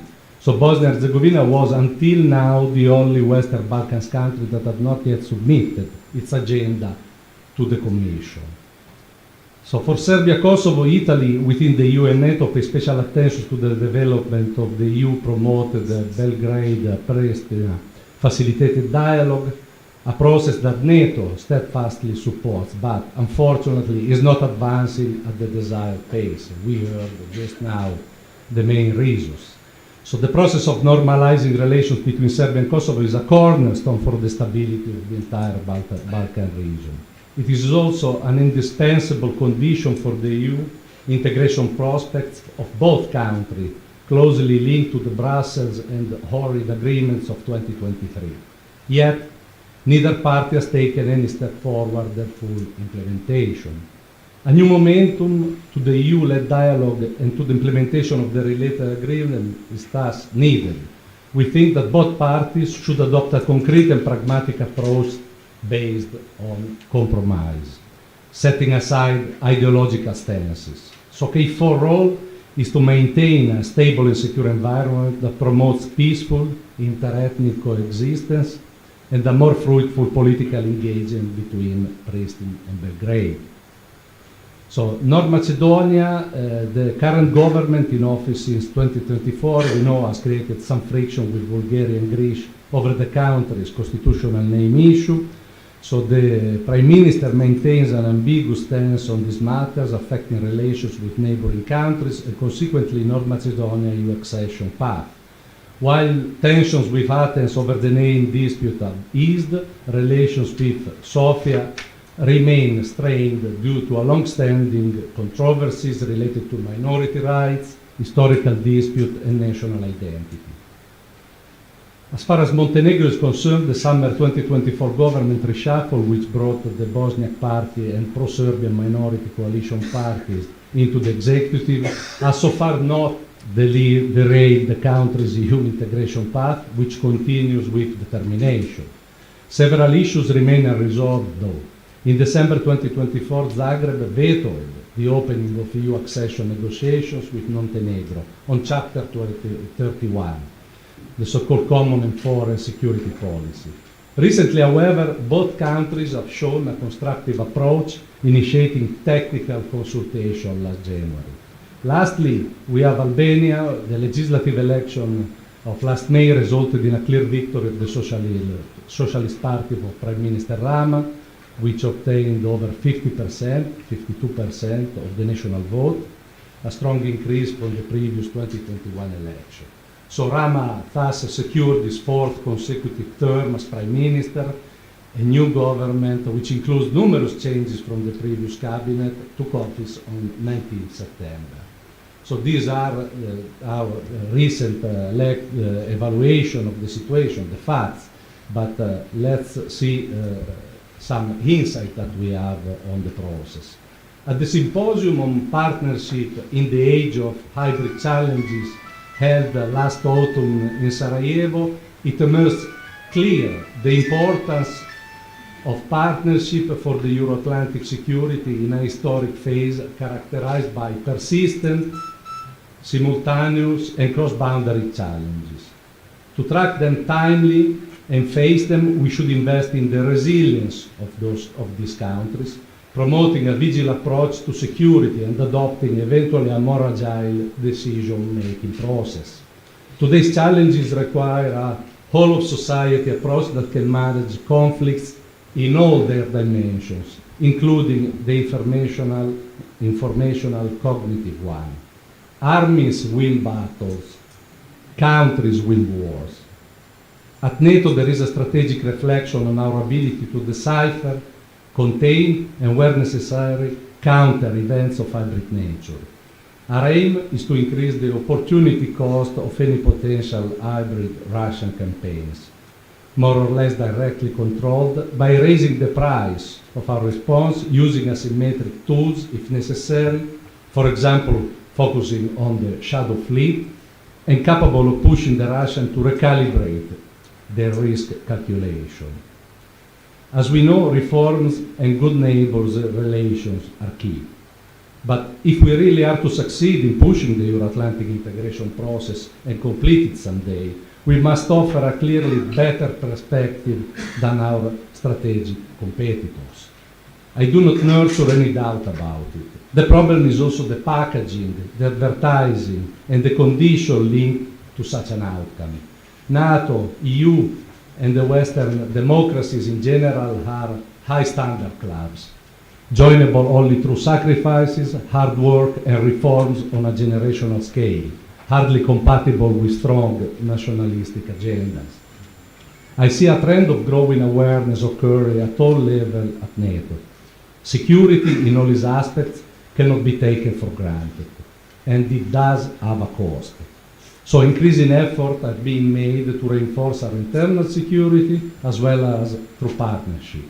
Italy is a strong advocate for a 360-degree approach when it comes to the Euro-Atlantic security.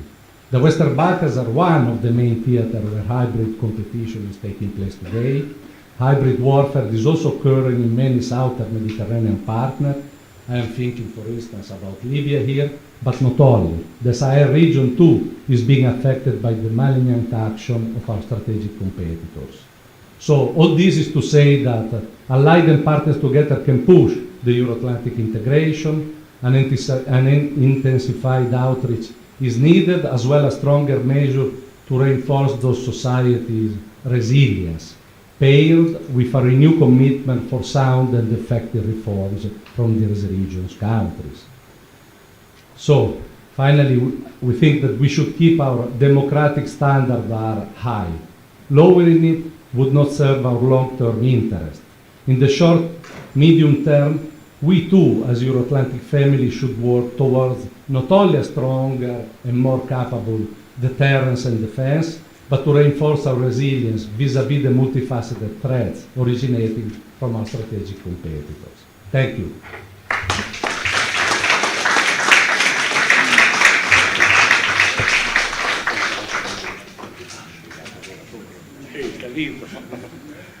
Well, ladies and gentlemen, thank you for your attention. I think this is the end of our day. I hope you enjoyed the conference. I did. I learned a lot of new things that I didn't know before, and most of the discussion has been really very interesting. So thank you, everybody. Grazie mille a tutti. Buona serata. Arrivederci.